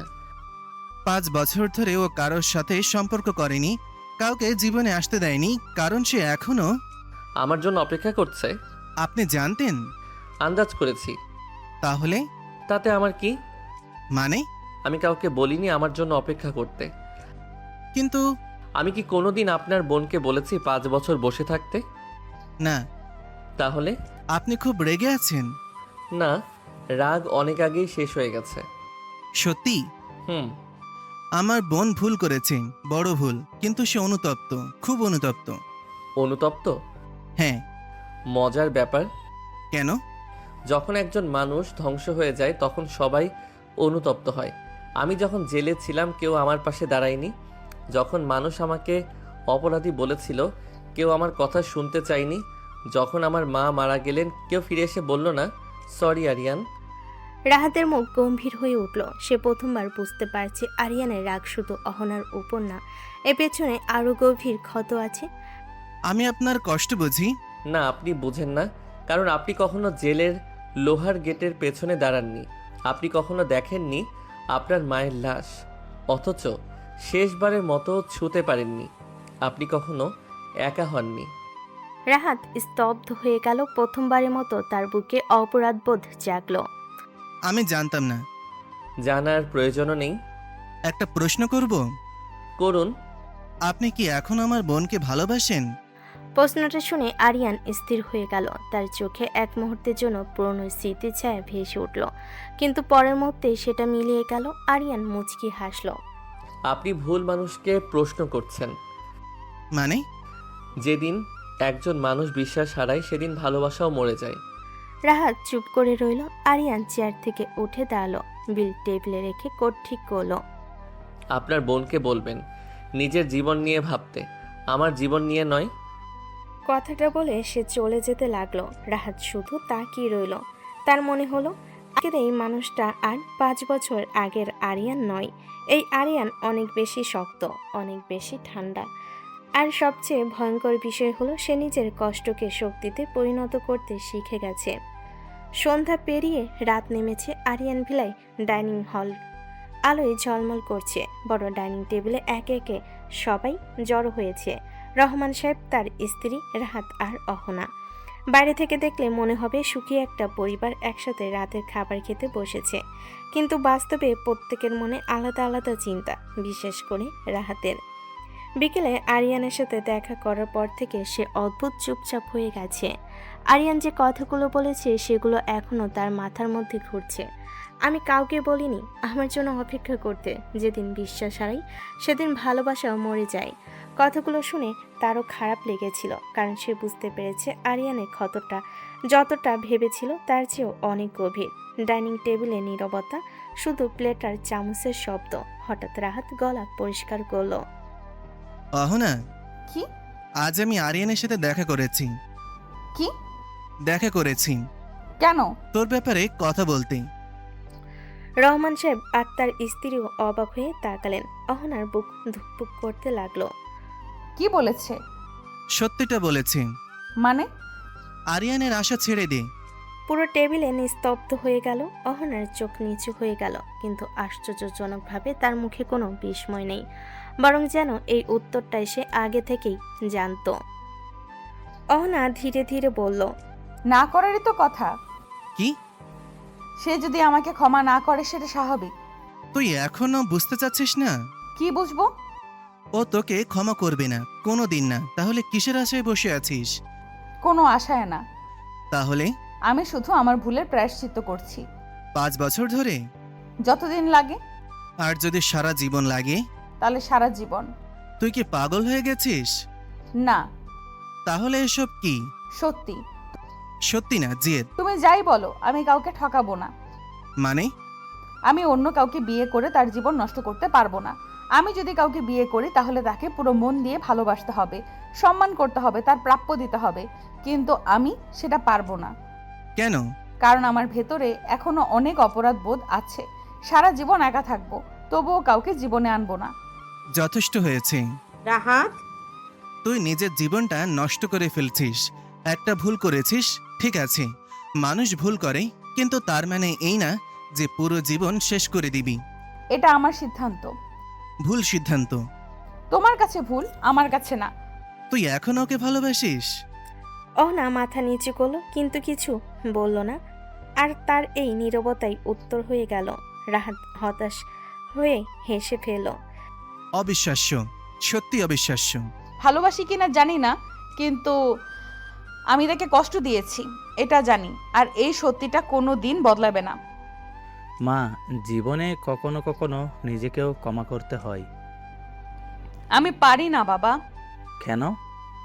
কারণ আমি যখনই নিজেকে ক্ষমা করতে যাই তখন মনে পড়ে একজন নির্দোষ মানুষ জেলে গিয়েছিল। আজ আর এইসব নিয়ে কথা বলো না। সে ধীরে ধীরে সিঁড়ির দিকে হাঁটতে লাগলো। রাহাত দাঁড়িয়ে আছে। রাগ আর অসহায়ত্বে তার চোল শক্ত হয়ে আছে, কারণ সে বুঝতে পারছে তার বোন শুধু আরিয়ানকে ভালোবাসে না, সে নিজের অপরাধ বোধের মধ্যেও বন্দী হয়ে গেছে।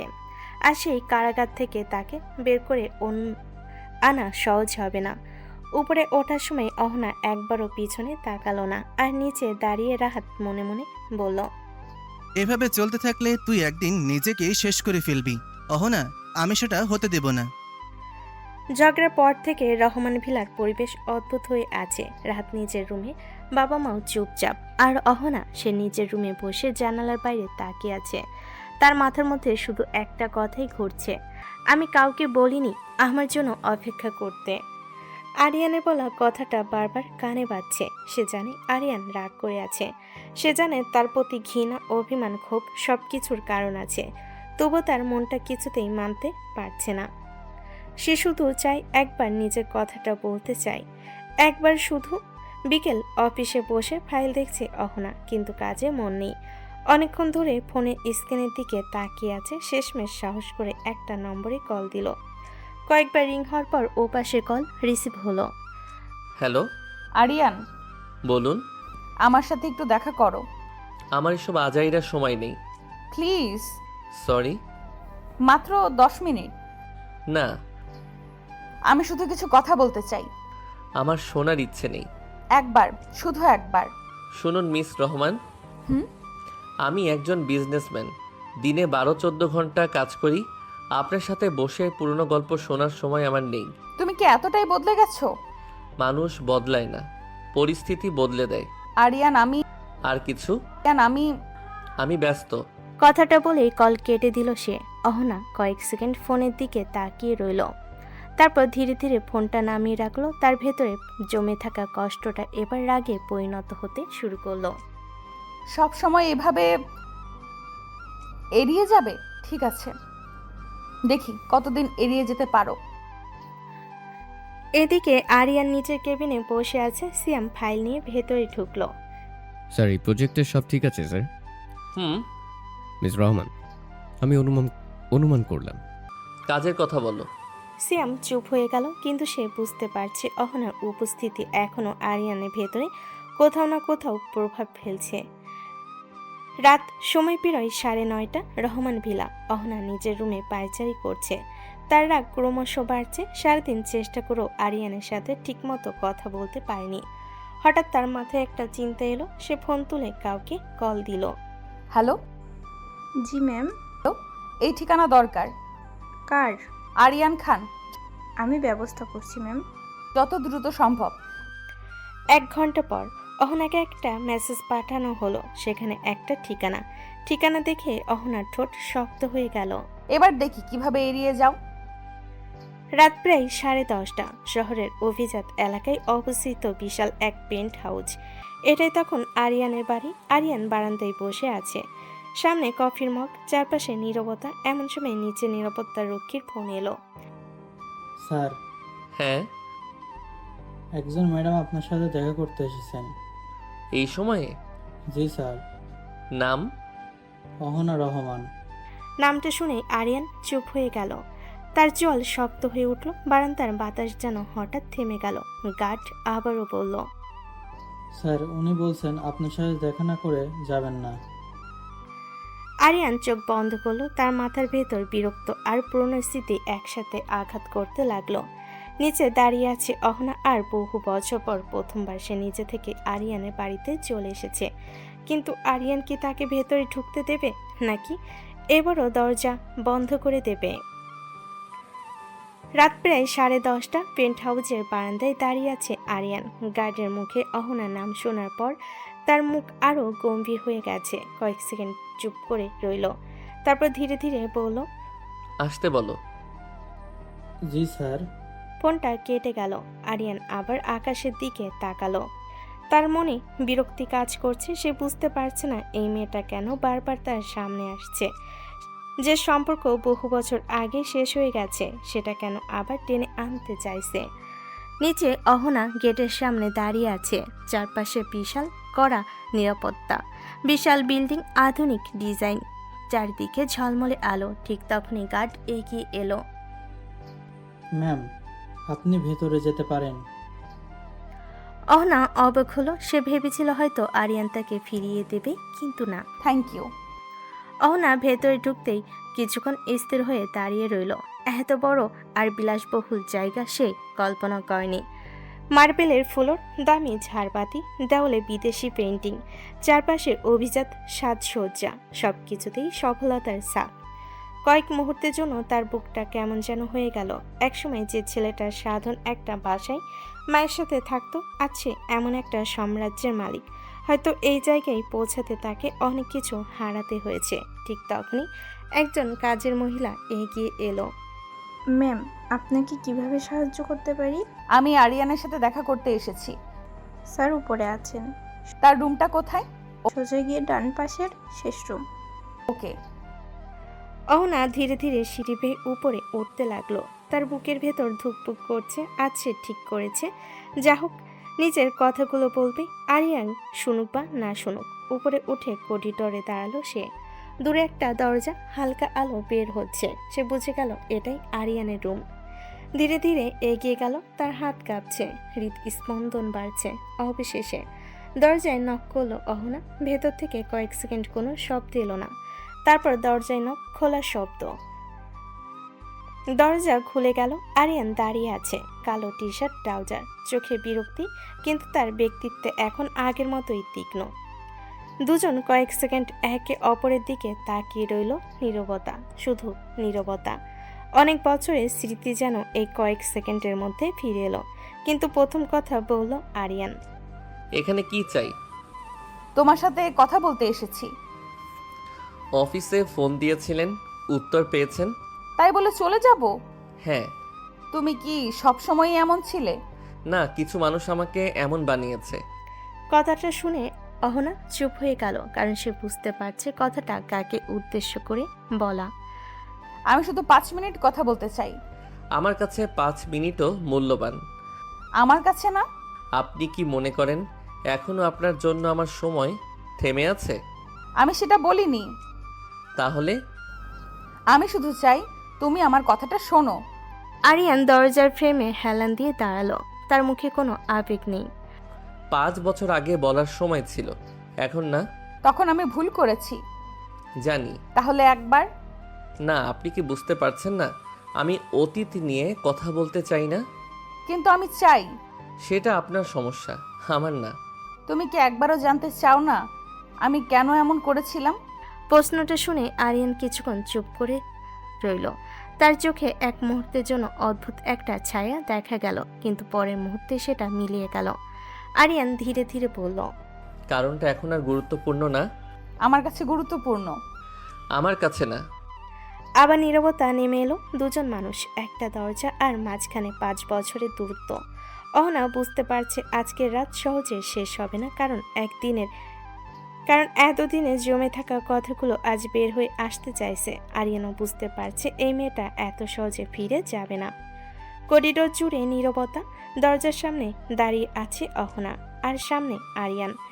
দুজনের মাঝখানে জমে আছে 5 বছরের না বলা কথা, 5 বছরের অভিমান, 5 বছরের কষ্ট। আরিয়ান আর কথা না বাড়িয়ে পাশ কাটিয়ে রুমের ভেতর চলে গেল। মনে হচ্ছে এই আলোচনায় তার কোনো আগ্রহ নেই। সে সোজা হেঁটে বেলকনির দিকে যেতে লাগলো। অহনা বুঝতে পারল এখনই যদি কথা না বলে তাহলে আর সুযোগ পাবে না। সে হঠাৎ এগিয়ে গিয়ে আরিয়ানের হাত ধরে ফেলল। দাঁড়াও। মুহূর্তেই আরিয়ান থেমে গেল, তার চোখ নিচে নেমে গেল। অহনার হাত তার কবজি শক্ত করে ধরে আছে। কয়েক সেকেন্ড নীরবতা, তারপর ঠান্ডা গলায় বলল, হাত ছাড়ুন। না। কি? আমার কথা না শুনে তুমি কোথাও যেতে পারবে না। আপনি সীমা ছাড়িয়ে যাচ্ছেন। আজ আমি কোনো সীমা মানব না। হাত ছাড়ুন। আগে কথা শোনো। কয়েক সেকেন্ড দুজন একে অপরের দিকে তাকিয়ে রইল। হঠাৎ আরিয়ান রেগে উঠল। ঠিক আছে, বলুন কি কথা আছে আপনার, আজ সব বলে ফেলুন। তার কণ্ঠে জমে থাকা রাগ স্পষ্ট। অহনার বুক কেঁপে উঠল, তবুও সে সাহস সঞ্চয় করল। আমি তোমাকে ইচ্ছে করে জেলে দেইনি। সত্যি? হ্যাঁ। তাহলে? আমি রিমির কথায় বিশ্বাস করেছিলাম। রিমি? হ্যাঁ। সে কি বলেছিল? সে বলেছিল তুমি নাকি তার সাথে শারীরিক সম্পর্কে জড়িয়েছিলে, আর এখন তাকে অস্বীকার করছো। কয়েক মুহূর্তের জন্য পুরো পরিবেশ নিস্তব্ধ হয়ে গেল। অহনা আবার বলল, সে বলেছিল সে প্রেগন্যান্ট, আর তুমি তাকে বিয়ে করতে চাইছো না। আরিয়ানের চোখ বড় হয়ে গেল, মুখে অবিশ্বাস। মনে হলো সে ঠিকমতো শুনতেই পারেনি। কি? আমি 1 মিনিট। সে কয়েক পা পিছিয়ে গেল, তারপর অবিশ্বাস নিয়ে অহনার দিকে তাকালো। তুমি এসব বিশ্বাস করেছিলে? তখন আমি না, উত্তর দাও, তুমি এসব বিশ্বাস করেছিলে? হ্যাঁ। হঠাৎ আরিয়ান তিক্ত হাসি হেসে উঠল। সেই হাসিতে কষ্ট ছিল, অপমান ছিল, ভাঙ্গা বিশ্বাসের আর্তনাদ ছিল। অবিশ্বাস্য, সত্যি অবিশ্বাস্য। আরিয়ান। না, আজ আমি বলবো। তার গলা স্বর উঁচু হয়ে গেল। বহু বছরে জমে থাকা ক্ষোভ যেন বের হয়ে আসছে। আমাকে বিশ্বাস না করে অন্য একজনকে বিশ্বাস করলে? আমি ভুল করেছি। ভুল? তুমি এটাকে ভুল বলছো? একটা অপরিচিত মেয়ের কথা শুনে তুমি এত বড় সিদ্ধান্ত নিয়ে নিলে? আমি তখন খুব রেগেছিলাম। তাই বলে একবারও আমাকে জিজ্ঞেস করার প্রয়োজন মনে হয়নি? একবারও? আমি একটা ফোন করতে পারতে, একটা প্রশ্ন করতে পারতে, বলতে পারতে আরিয়ান এটা কি সত্যি? কিন্তু না, তুমি সেটা করনি। তুমি সরাসরি বিচারক হয়ে গেলে, সরাসরি রায় দিয়ে দিলে, সরাসরি শাস্তি দিয়ে দিলে। অহনার চোখ বেয়ে পানি গড়িয়ে পড়ছে, কিন্তু সে প্রতিবাদ করল না, কারণ আরিয়ানের প্রতিটা কথা সত্যি। আমি জানি। না, তুমি জানো না। যদি জানতে তাহলে বুঝতে কেমন লাগে যখন নিজের সবচেয়ে প্রিয় মানুষটা বিশ্বাস করে না। তুমি জানো সেদিন আমার সবচেয়ে বেশি কষ্ট কিসে হয়েছিল? পুলিশ আমাকে ধরে নিয়ে যাচ্ছিল, চারপাশের মানুষ গালি দিচ্ছিল, সবার মুখে ঘৃণা। তবুও আমি ভাবছিলাম তুমি আসবে, তুমি বলবে না আমার আরিয়ান এমন না। কিন্তু তুমি কি করলে? তুমিও তাদের দলে দাঁড়িয়ে গেলে, আমাকে মিথ্যা অপবাদে জেলে পাঠালে। আমি পরে সত্যিটা জেনেছিলাম। যখন জানতে পারলাম রিমি মিথ্যা বলছে, তখন অনেক দেরি হয়ে গিয়েছিল। হ্যাঁ, অনেক দেরি হয়ে গিয়েছিল। কথাটা বলার সময় তার চোখে এক অদ্ভুত শূন্যতা ফুটে উঠল, যেন সেই দেরির মূল্য সে নিজের জীবন দিয়ে দিয়েছে। অনুতাপ সব ঠিক করে দেয় না। কিছু ক্ষতি এমন হয় যেগুলো আর কখনো পূরণ হয় না। অহনা চুপ। সে জানে আরিয়ান শুধু জেলের কথা বলছে না, সে আরও কিছু বলতে চাইছে। আর তার চোখে সেই পুরনো যন্ত্রণা স্পষ্ট হয়ে উঠছে। মনে হচ্ছে বহু বছর ধরে বুকের মধ্যে চাপা পড়ে থাকা আরও ভয়ঙ্কর কোনো কষ্ট আজ বেরিয়ে আসতে চাইছে। রুমের ভেতর নীরবতা। অহনাকে সামনে দাঁড়িয়ে থাকতে দেখে আয়নার বুকের ভেতর জমে থাকা 5 বছরের ক্ষোভ যেন ধীরে ধীরে আগ্নেয়গিরির মতো জেগে উঠেছে। অহনার চোখ ভেজা আর আরিয়ানের চোখ লাল। দুজনেই কষ্টে আছে, কিন্তু সেই কষ্টের কারণ এক নয়। আরিয়ান, আমি জানি আমি ভুল করেছি। ভুল? হ্যাঁ। তুমি এখনো এটাকে ভুল বলছো? তাহলে কি বলবো? অপরাধ বলো। একটা ভুলে কারো কলম হারায়, একটা ভুলে কারো টাকা হারায়, কিন্তু তোমার ভুলে আমি আমার জীবন হারিয়েছিলাম। প্লিজ। না, আজ তুমি শুনবে, অনেক শুনিয়েছ, আজ শুনবে। অহনা চুপ করে দাঁড়িয়ে রইল, তার মাথা নিচু। আরিয়ান ধীরে ধীরে তার সামনে এসে দাঁড়ালো। তুমি জানো তোমার সেই এক সিদ্ধান্তের জন্য আমার কি হয়েছিল? জানি। না, তুমি জানো না। জেলের ভেতরে প্রতিদিন আমি একটা প্রশ্ন করতাম, কেন কেন আমার সাথে এমন হলো, আমি কি করেছি? কিন্তু উত্তর পাইনি, কারণ যাকে সবচেয়ে বেশি বিশ্বাস করতাম সেই আমাকে বিশ্বাস করেনি। আমি তখন রাগের মাথায় রাগের মাথায় মানুষ কাউকে থাপ্পড় মারে, রাগের মাথায় ঝগড়া করে, রাগের মাথায় সম্পর্ক ভাঙে, কিন্তু রাগের মাথায় কাউকে জেলে পাঠায় না। আমি সত্যিই বুঝতে পারিনি।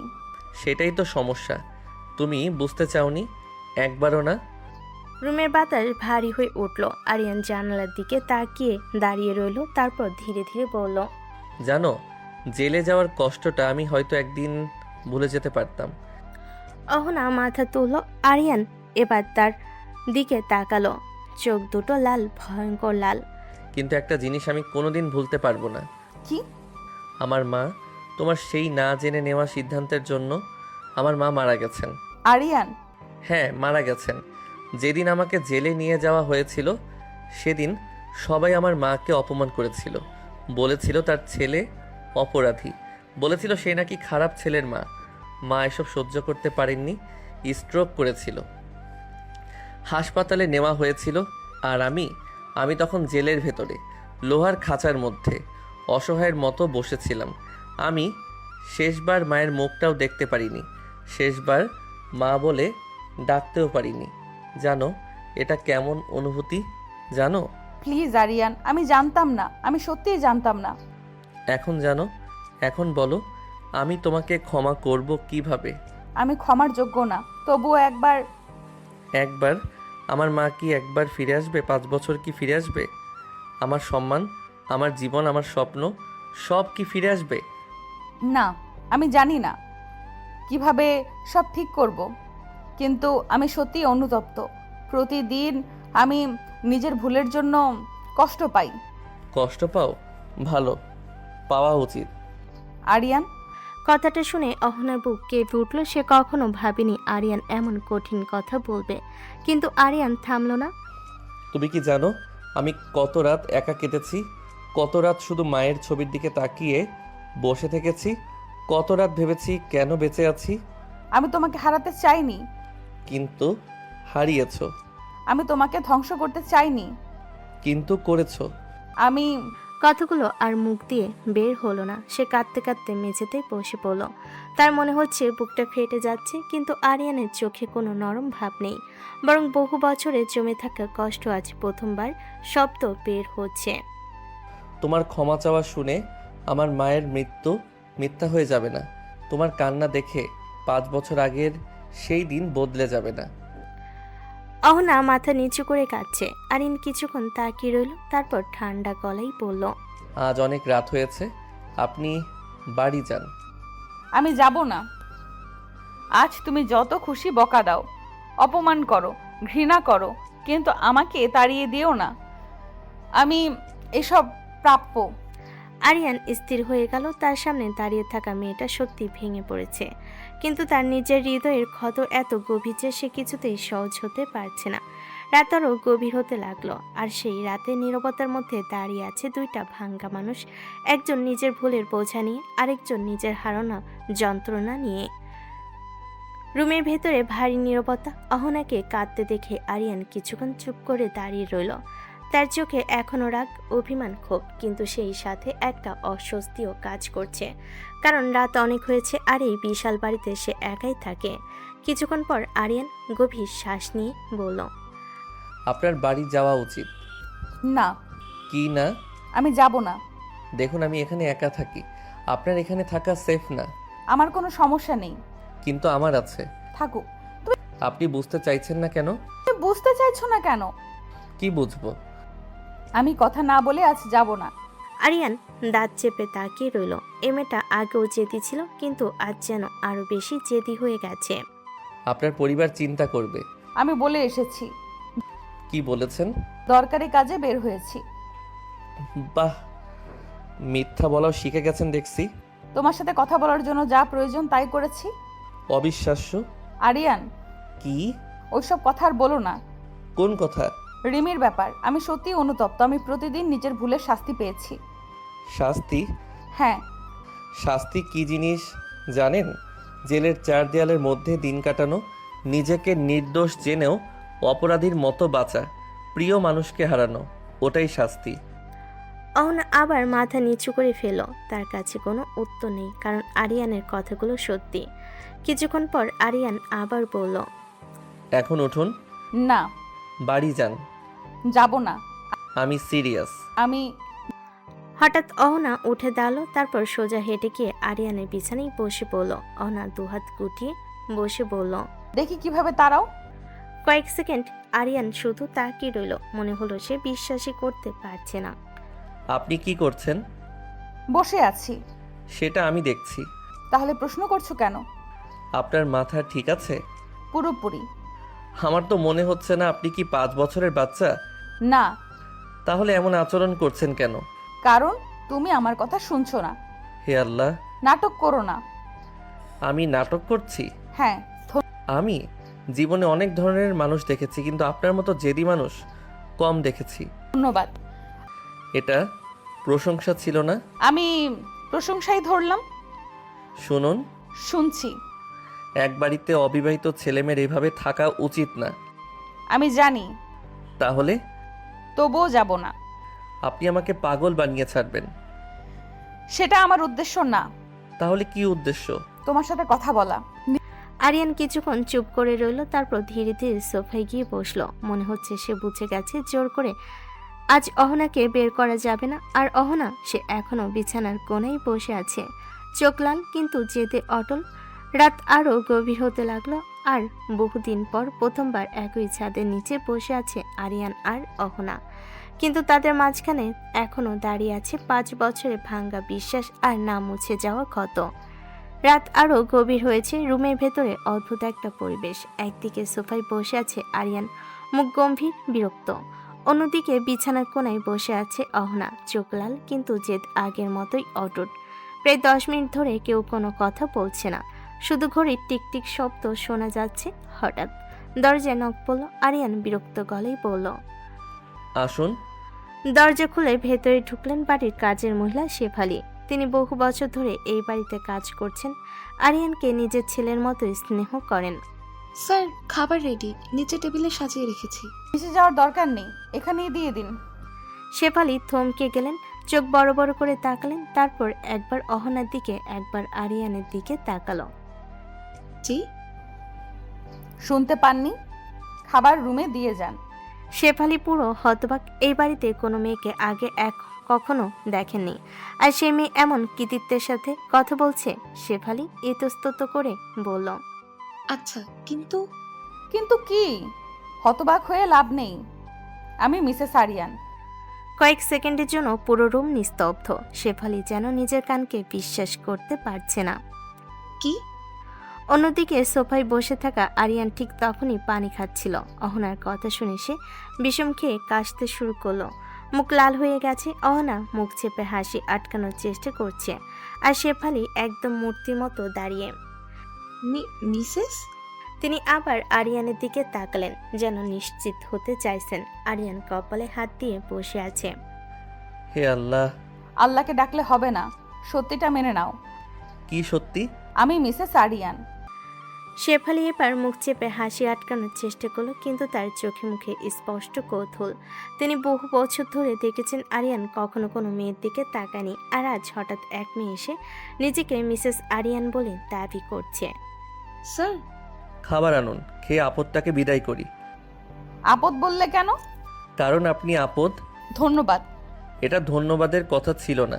আমি তবুও নিলাম। শেফালি এবার আর হাসি আটকাতে পারলেন না, হালকা হেসে ফেলেন। অহনা তার দিকে তাকিয়ে বলল, দেখলেন, আপনার স্যার সবসময় এমন রাগে ছিল না, আগে খুব ভালো ছিল। শেফালি আপা, প্লিজ খাবার আনুন। তার কণ্ঠে অসাধ্য, যেন যত তাড়াতাড়ি সম্ভব এই আলোচনা শেষ চাই। অহনা আবার বলল, আর একটা কথা। জি ম্যাডাম। আমি যাওয়ার জন্য আসিনি, জানেন। শেফালির চোখ আবার বড় হয়ে গেল। তিনি এবার সরাসরি আরিয়ানের দিকে তাকালেন। মনে হলো বলছেন, স্যার আল্লাহ আপনার সহায় হন। অসাধারণ, সত্যি অসাধারণ। ধন্যবাদ। আবার ধন্যবাদ? প্রশংসা করলে ধন্যবাদ তো দিবই। আমি খাবার নিয়ে আসছি। তিনি দ্রুত রুম থেকে বেরিয়ে গেলেন। বের হওয়ার সময় মুখে হাসি। রুমের বাইরে এসে শেফালি নিজের মনে বললেন, আল্লাহ, এই মেয়েটা তো একদম ঝড়। এত বছর পর স্যারের জীবনে কেউ এলো মনে হয়। নিচে নামতে নামতে তিনি এখনো হাসছেন, আর উপরে আরিয়ান বিরক্ত মুখে বসে আছে।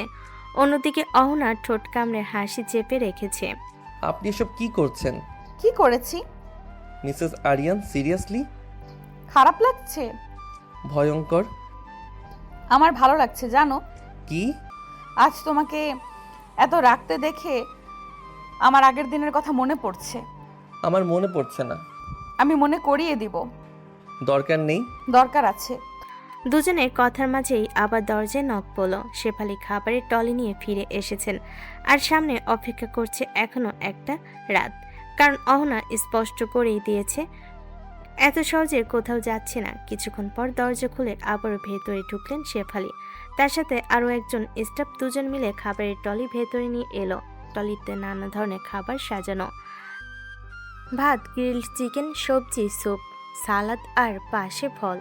শেফালি খাবারগুলো টেবিলে সাজিয়ে রাখতে লাগলেন, কিন্তু তার চোখ বারবার অহনা আর আরিয়ানের দিকে চলে যাচ্ছে। কারণ এই দুজনকে একসাথে দেখলে মনে হচ্ছে তারা ঝগড়া করছে, আবার কখনো মনে হচ্ছে বহুদিনের পরিচিত। স্যার, খাবার দিয়ে গেলাম। আচ্ছা। ধন্যবাদ আপা। কোনো সমস্যা হলে ডাকবেন। অবশ্যই। শেফালি বেরিয়ে গেলেন। দরজা বন্ধ হতে অহনা চেয়ার টেনে বসল। তারপর খাবারের দিকে তাকিয়ে বলল, উফ, অনেক খিদে পেয়েছে। খেয়ে চলে যান। কি? খাবার খেয়ে বাড়ি চলে যান, আর আমাকে বিরক্ত করবেন না। আমি বিরক্ত করছি? অবশ্যই। আমি তো ভাবছিলাম তোমার জীবন সুন্দর করছি। আপনি নিজের সম্পর্কে অতিরিক্ত ভালো ধারণা রাখেন। সেটা তোমার কাছেই শিখেছি। আমি কখন শিখালাম? যখন আমাকে ভালোবাসতে। কথাটা শুনেই আরিয়ানের মুখ শক্ত হয়ে গেল। অহনা বুঝতে পারল ভুল জায়গায় কথা বলে ফেলেছে। কিছুক্ষণ নীরবতা, তারপর অহনা বিষয় বদলালো। আচ্ছা বাদ দাও, এসো খাই। আমরা? হ্যাঁ আমরা। আমি খাবো না। কেন? খিদে নেই। মিথ্যা। কি? তোমার খিদে পেয়েছে, তোমার মুখ দেখেই বুঝছি। না, খাবো না। এসো। না বললাম তো, না বলেছি আমি। এসো, তুমি একদম আগের মতো আছো। আর আপনি একদম আগের মতোই বিরক্তিকর। ধন্যবাদ। আবার ধন্যবাদ। কয়েক মুহূর্ত নীরবতা, তারপর আরিয়ান হঠাৎ গম্ভীর হয়ে গেল। সে অহনার দিকে তাকিয়ে বলল, একটা জিনিস আমার মাথায় আসে না। কি? এত বড় অপরাধ করার পরও আপনি এত স্বাভাবিকভাবে কথা বলেন কিভাবে?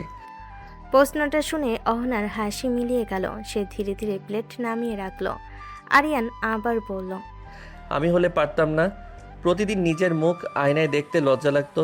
আপনি কিভাবে পারেন? পারি না। তাহলে? অভিনয় করি। তুমি যা দেখছো সেটা আসল আমি না। রাতে ঘুম আসে না, নিজেকে ঘৃণা করি। অনেকবার মনে হয়েছে সবকিছু ছেড়ে কোথাও চলে যাই, কিন্তু পালিয়ে গেলে তো সত্যি বদলাবে না। যা হওয়ার তা তো হয়েই গেছে। এখন সব ঠিক করার সময়। সব ঠিক করার সময়? হ্যাঁ। কিভাবে? আমার মাকে ফিরিয়ে আনবেন? না। আমার হারানো 5 বছর? না, পারবো না। আমার অপমান? না, সেটাও না। এগুলো আমি ফিরিয়ে দিতে পারবো না, কিন্তু কিন্তু কি? বাকি জীবন চেষ্টা করতে পারি। কথাটা শুনে আরিয়ান কিছুক্ষণ চুপ করে রইল। তারপর হালকা হেসে বলল, আপনি এখনো বুঝতে পারেননি? কি? কিছু জিনিস ভাঙলে জোড়া লাগে না? লাগে। না। লাগে বললাম। আমি বলেছি লাগে না। আমি বলছি। দুজনেই একগুঁয়ে, দুজনেই নিজের জায়গায় অটল। অবশেষে অহনা প্লেটে খাবার তুলে বলল, ঠিক আছে, তর্ক পরে হবে, আগে খাও। আমি খাবো না। তাহলে আমিও খাবো না। সেটা আপনার ব্যাপার।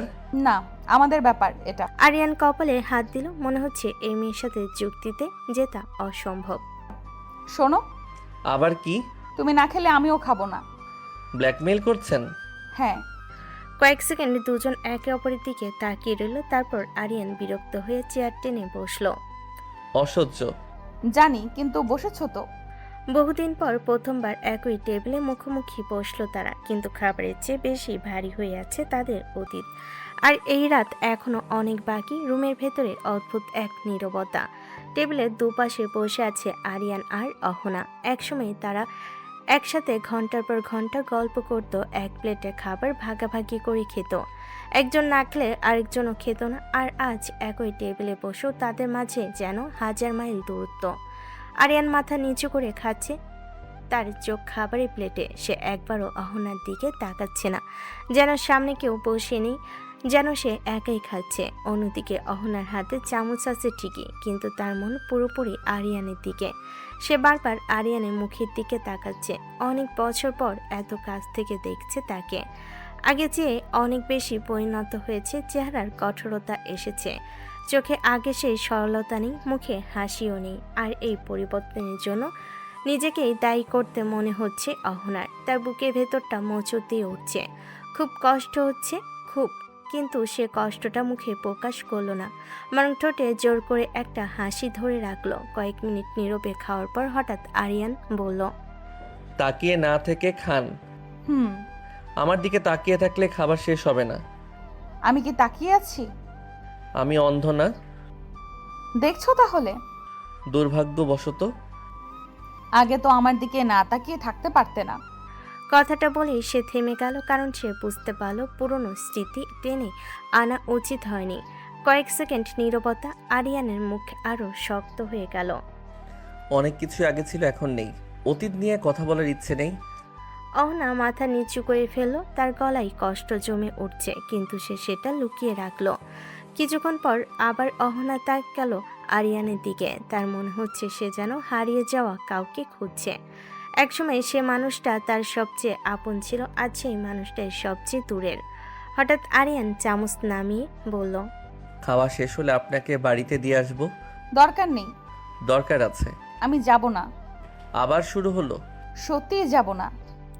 আরিয়ান বিরক্ত হয়ে মাথা তুলল। প্রথমবার সরাসরি চোখে চোখ পড়ল দুজনের। আপনার এসব নাটক দেখার সময় নেই আমার। নাটক? হ্যাঁ, আমি নাটক করছি? আর কি করছেন? দিনের পর দিন ফোন, অফিসে আসা, বাড়িতে চলে আসা, এগুলো কি? আমি শুধু... আমি জানি না আপনি কি চান, আর জানতেও চাই না। অহনার মুখের হাসিটা এক মুহূর্তের জন্য কেঁপে উঠল, কিন্তু সে দ্রুত নিজেকে সামলে নিল। আমি কিছু চাই না। তাহলে? শুধু চাই তুমি আমার কথা শোনো। 5 বছর পরে? হ্যাঁ। দেরি হয়ে গেছে। হতে পারে। না, নিশ্চিতভাবেই হয়েছে। আর একটা কথা। কি? আপনার চেহারা দেখার ইচ্ছে নেই আমার। কথাটা শুনে অহনার বুকের ভেতরটা যেন ছিঁড়ে গেল। এক মুহূর্তের জন্য তার নিঃশ্বাস আটকে এলো, কিন্তু সে সেটা প্রকাশ করলো না। না কান্না করলো, না প্রতিবাদ করলো, শুধু কয়েক সেকেন্ড চুপ করে রইল, তারপর জোর করে হাসলো। এত রাগ? যতটা দেখছেন তার চেয়ে বেশি। জানি। জানেন? হ্যাঁ। অহনার চোখ ভিজে উঠছে, কিন্তু সে মাথা নিচু করে ফেল, যাতে আরিয়ান দেখতে না পায়। তোমার জায়গায় আমি থাকলেও হয়তো এমনই করতাম, হয়তো এর চেয়েও বেশি ঘৃণা করতাম। তাই তোমার উপর আমার কোনো অভিযোগ নেই। কথাগুলো বলার সময় অহনার গলা কেঁপে উঠছিল, কিন্তু সে চেষ্টা করছিল স্বাভাবিক থাকতে, কারণ সে জানে তার কান্না এখন কোনো সমস্যার সমাধান করবে না। খাবার শেষের দিকে টেবিলে আবার নীরবতা নেমে এসেছে। আরিয়ান বাইরে থেকে যতই কঠিন দেখাক, ভেতরে কোথাও একটা অদ্ভুত অস্বস্তি হচ্ছে তার, কারণ সে বুঝতে পারছে অহনা সত্যি কষ্ট পাচ্ছে, কিন্তু সেই কষ্ট তার বুক নরম করার জন্য যথেষ্ট নয়, কমপক্ষে এখনো নয়। আর অহনা, সে এখনো হাসির অভিনয় করে যাচ্ছে, যদিও তার ভেতরে সবকিছু ভেঙে পড়ছে। কারণ যে মানুষটার ভালোবাসা একসময় তার পৃথিবী ছিল, আজ সেই মানুষটাই বলছে তার চেহারা দেখার ইচ্ছে নেই। রাত আরো গভীর হলো, আর সেই গভীর রাতের নীরবতায় দুজন মানুষ বসে আছে মুখোমুখি। একজন নিজের ভুলের শাস্তি নিয়ে, আরেকজন সেই ভুলের ক্ষত বুকে নিয়ে। রাত প্রায় 12টা। অনেক জোরাজুরির পর অবশেষে অহনা আরিয়ানের বাড়ি থেকে বের হয়েছে। আরিয়ান নিজেই তাকে গাড়িতে করে বাড়ির সামনে নামিয়ে দিয়ে এসেছে। পুরো রাস্তা দুজনের মধ্যে তেমন কোনো কথা হয়নি। গাড়ি থেকে নামার সময়ও আরিয়ান শুধু বলেছিল। সাবধানে যান। তারপর গাড়ি ঘুরিয়ে চলে গিয়েছিল। আর অহনা সে অনেক কষ্টে নিজেকে সামলে রেখেছিল, কারণ আর কয়েক মিনিট থাকলে হয়তো সে আরিয়ানের সামনেই কেঁদে ফেলত। রাত, নিজের রুম, দরজা বন্ধ করে বিছানায় বসে পড়ল অহনা। এতক্ষণ ধরে শক্ত থাকার অভিনয় করছিল, এবার আর পারল না। চোখ থেকে টপ টপ করে পানি পড়তে লাগলো। কেন এত ঘৃণা করো আমাকে? ফিসফিস করে বলল সে। তারপর বালিশে মুখ গুজে কেঁদে উঠল। আমি জানি আমি ভুল করেছি, আমি জানি, কিন্তু এত শাস্তি? পুরো রাত ঘুম হলো না তার। বারবার আরিয়ানের বলা কথাগুলো কানে বাজতে লাগলো। আপনার চেহারা দেখার ইচ্ছে নেই আমার। আমার মা মারা গেছে, আমি আপনাকে ক্ষমা করতে পারবো না। প্রতিটা শব্দ যেন ছুরির মতো বুকে বিচ্ছে। আর অহনা শুধু কাঁদছে। একটা সময় ফজরের আজান শোনা গেল, তবুও তার চোখে ঘুম নেই। সকাল, ডাইনিং টেবিল। অহনা নিচে নামতে রাত তার দিকে তাকালো। এক রাতে মেয়েটার চেহারা কেমন ফ্যাকাশে হয়ে গেছে, চোখ লাল, মুখ শুকনো। রাত দীর্ঘশ্বাস ফেল। আবার কাঁদছিস? তুই কি নিজেকে শেষ করে ফেলতে চাস? শোন, আজকে শেষবার বলছি, তোর আর কোনো কথা শুনবো না। তোর বিয়ে এবার দিয়ে ছাড়বো, যা খুশি কর, রাগ কর, ঝগড়া কর, কিন্তু এবার আর পিছু হটবো না। কিছু তো বল। যা ভালো মনে হয় করো। কথাটা বলে উঠে চলে গেল। রাত হতভম্ব, এত সহজে উত্তর দেবে ভাবিনি। কিন্তু অহনার মাথায় তখন অন্য চিন্তা। সে সরাসরি নিজের গাড়িতে উঠে বসল। ম্যাম, কোথায় যাব? আরিয়ান গ্রুপ। ড্রাইভার অবাক হলেও কিছু বলল না। গাড়ি ছুটতে লাগলো। আরিয়ান গ্রুপের হেড অফিস, বিশাল ভবন, কর্মচারীদের ব্যস্ততা। অহনা সোজা রিসিপশন পেরিয়ে উপরে চলে গেল। এখন তাকে সবাই চেনে, তাই কেউ আটকায় না। আরিয়ানের কেবিন। কামিন। আবার আপনি? হ্যাঁ। আপনার নিজের কোনো কাজ নেই? আছে। তাহলে? তোমাকে দেখতে এসেছি। আমি চিড়িয়াখানার প্রাণী না। জানি। তাহলে প্রতিদিন দেখতে আসার কারণ? কারণ আমি এখনো তোমাকেই ভালোবাসি। পুরো রুম নিস্তব্ধ হয়ে গেল। আরিয়ান কিছুক্ষণ তাকিয়ে রইল, তারপর হালকা হেসে ফেলল। তবে সে হাসিতে তাচ্ছিল্য ছিল। ভালোবাসেন? হ্যাঁ। মজার কথা। মজা করছি না। যেদিন বিশ্বাস করেননি সেদিনই ভালোবাসা শেষ হয়ে গেছে। না, হয়নি। আমার কাছে হয়েছে। অহনার বুক আবার মোচড় দিয়ে উঠল। সেদিন সে অনেকক্ষণ বসেছিল, অনেক কথা বলেছিল, অনেকবার ক্ষমা চেয়েছিল, কিন্তু আরিয়ান সে একটুও নরম হয়নি। তারপর শুরু হলো এক অদ্ভুত রুটিন।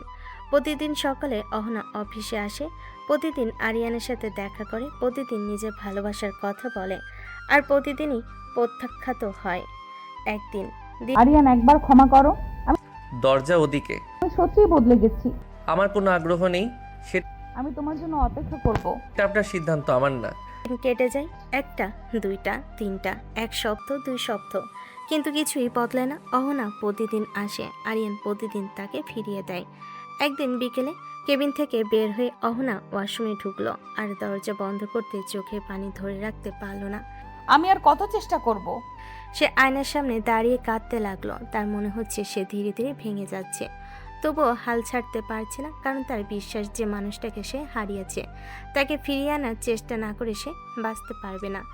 এদিকে নিজের কেবিনে বসে জানালার বাইরে তাকিয়ে আছে আরিয়ান। আজ অহনা কাঁদতে কাঁদতে বের হয়েছে। সে দেখেছে, সব দেখেছে, কিন্তু কিছুই বলেনি। তবু আজ অদ্ভুতভাবে তার বুকের ভেতর একটা অস্বস্তি কাজ করছে, কারণ মানুষটা প্রতিদিন অপমানিত হওয়ার পরও ফিরে আসে, প্রতিদিন একইভাবে, একই জেদ নিয়ে। কিন্তু সে এখন নিজের মনকে কঠিন করে রেখেছে, কারণ তার ক্ষত এখনো শুকায়নি, আর কিছু ক্ষত এত সহজে শুকায়ও না। দেখতে দেখতে 2 মাস কেটে গেছে, পুরো 2 মাস। এই 2 মাসে একটা দিনও বাদ যায়নি। অহনা প্রতিদিন এসেছে, কখনো কাজের অজুহাতে, কখনো মিটিংয়ের নামে, কখনো কোনো কারণ ছাড়াই, শুধু একবার আরিয়ানের সাথে দেখা করার জন্য, একবার ক্ষমা চাওয়ার জন্য, একবার শুনতে চেয়েছে। ঠিক আছে, আমি তোমাকে ক্ষমা করলাম। কিন্তু সেই কথাটা আরিয়ান কোনোদিন বলেনি। প্রতিদিন একই উত্তর, একই অবহেলা, একই দূরত্ব। এই 2 মাসে রাহাত হাল ছানি। সেও স্পষ্ট জানিয়ে দিয়েছে সামনের সপ্তাহে অহনার বিয়ে। ছেলে ভালো, পরিবার ভালো, সব ঠিক করা, এবার আর কোনো অজুহাত চলবে না। কিন্তু আশ্চর্যজনকভাবে অহনা আর ঝগড়া করেনি, চুপচাপ সব শুনেছে। কান্তার ভেতরে তখন অন্য যুদ্ধ চলছে। সে বুঝে গেছে আরিয়ান হয়তো কোনোদিনই তাকে ক্ষমা করবে না আজ সকাল, কিন্তু আজকে সকালটা অন্যরকম। অহনা আয়নার সামনে দাঁড়িয়ে আছে, চোখে নিচে কালি, মুখ শুকনো। 2 মাসে মেয়েটা অনেক বছর পুড়িয়ে গেছে। সে ধীরে ধীরে নিজের প্রতিচ্ছবির দিকে তাকালো। আজ শেষবার, শুধু শেষবার, তারপর আর না। আরিয়ান গ্রুপ সকাল। আগের মতোই কর্মব্যস্ত অফিস, সবাই নিজের কাজে ব্যস্ত। অনা ধীরে ধীরে লিফট থেকে নামলো। কর্মচারীরা এখন তাকে চেনে, কেউ কিছু বলে না, কিন্তু আজ তার পা দুটো কেমন ভারী লাগছে। মনে হচ্ছে এই পথটা সে শেষবার হাঁটছে। Come in. দরজা খুলে অহনা ঢুকতেই আরিয়ান মাথা তুলে তাকালো, তারপর কপালে হাত দিল। আবার সত্যি বলছি, আপনার এই জেদটা অসাধারণ। অহনা আজ কোনো উত্তর দিল না। সে ধীরে ধীরে সামনে এসে দাঁড়ালো। আরিয়ানও কিছুটা অবাক হলো, কারণ আজ মেয়েটা অন্যদিনের মতো কথা বলছে না। একটা কথা বলবো? বলুন। আজ শেষবার এসেছি। ভালো খবর, এরপর হয়তো অফিসটা শান্ত থাকবে। 2 মাস ধরে প্রতিদিন এসেছি। জানি। প্রতিদিন ক্ষমা চেয়েছি, জানি তো। প্রতিদিন তোমার কাছে ভিক্ষা চেয়েছি, কিন্তু আজ আর কিছুই চাইবো না। আমার বিয়ে ঠিক হয়েছে। কথাটা শুনে আরিয়ান স্থির হয়ে গেল। তার হাতের কলমটা থেমে গেল, তবে কোনো মুখে পরিবর্তন আনলো না। ও, সামনের সপ্তাহে। কংগ্রাচুলেশন। তুমি এখনো রাগ করে থাকবে? অন্তত এবার শান্তি পাবো। কথাটা শুনে অহনার চোখ ভিজে উঠল। সে মাথা নিচু করে ফেলল। প্রতিদিন একই কথা শুনতে হবে না, প্রতিদিন একই মুখ দেখতে হবে না, কাজে মন দিতে পারবো। অহনার বুকের ভেতরটা যেন মোচড় দিয়ে উঠল। এতদিনের আশা ভেঙে চুরমার হয়ে যাচ্ছে। আরিয়ান আবার বলল, সত্যি বলতে কি, আপনার মুখ দেখলে আমার দিনটা খারাপ হয়ে যায়। এবার অহনা আর হাসতে পারল না। তার চোখ থেকে টপ টপ করে একটুখানি পানি গড়িয়ে পড়ল। সে দ্রুত মুছে ফেলল। আরিয়ান সেটা দেখেও কিছু বলল না। বুঝলাম, তাহলে এবার বাঁচবে। দোয়া করো এই মুখ যেন আর কোনো দিন দেখতে না হয় তোমার। কথাটা বলে সে ঘুরে দাঁড়ালো, দ্রুত দরজার দিকে হাঁটতে লাগলো। দরজা বন্ধ। কেবিন নিস্তব্ধ, কিন্তু আজ প্রথমবার অদ্ভুত একটা অনুভূতি হলো। আরিয়ানের মনে হলো সে হয়তো সীমা অতিক্রম করে গেছে। টেবিলের দিকে তাকিয়ে রইল সে। অহনার শেষ কথাটা বারবার কানে বাজছে। এই মুখ যেন আর কোনোদিন দেখতে না হয়। হঠাৎ তার বুকটা ধক করে উঠল। আমি কি বেশি বলে ফেললাম? 2 মাস ধরে মেয়েটা প্রতিদিন এসেছে, প্রতিদিন অপমান সহ্য করেছে, প্রতিদিন ক্ষমা চেয়েছে, কিন্তু আজ তার চোখে অন্য কিছু ছিল, ভাঙ্গা মানুষের ক্লান্তি। আরিয়ান হঠাৎ চেয়ার ছেড়ে উঠে দাঁড়ালো। না, এভাবে না। স্যার। কিন্তু আরিয়ান থামলো না, দৌড়ে নিচে নেমে গেল। এদিকে অহনা চোখের জল মুছতে মুছতে অফিস থেকে বের হয়েছে। তার সামনে কি আছে সে খেয়াল করছে না, চারপাশেও দেখছে না, শুধু হাঁটছে। তার মাথায় বারবার ঘুরছে, আপনার মুখ দেখলে আমার দিনটা খারাপ হয়ে যায়। এবার শান্তি পাবো, বাঁচবো। প্রতিটা শব্দ যেন তাকে ভেতর থেকে ভেঙে দিচ্ছে। রাস্তার পাশে পৌঁছে গেছে অহনা, কিন্তু সে খেয়ালই করেনি এদিকে একটা গাড়িতে দ্রুত গতিতে এগিয়ে আসছে। হর্ন বাজছে বারবার, কিন্তু অহনার কোনো খেয়াল নেই। ঠিক তখনই আরিয়ান দৌড়ে বাইরে বের হলো, আর দূর থেকে দৃশ্যটা দেখে তার বুক কেঁপে উঠল। অহনা। সে সর্বশক্তি দিয়ে দৌড় দিল। গাড়িটা আরো কাছে চলে এসেছে। আরিয়ান এক চাপে অহনার হাত ধরে নিজের দিকে টেনে নিল। গাড়ি ব্রেক কষে থেমে গেল। কয়েক সেকেন্ড সবকিছু থেমে গেল। অহনা হতভম্ব। আরিয়ান হাঁপাচ্ছে, তার বুক দ্রুত ওঠানামা করছে। সে এখনো শক্ত করে অহনার হাত ধরে আছে। তুমি কি করছো? রাস্তা দেখছো না? অহনার চোখ বেয়ে পানি গড়িয়ে পড়ছে। সে আর কিছু বলতে পারছে না। আরিয়ান এবার কণ্ঠ নিচু করলো, রাগের বদলে ভয় ফুটে উঠল। যদি কিছু হয়ে যেত একবারও খেয়াল ছিল না?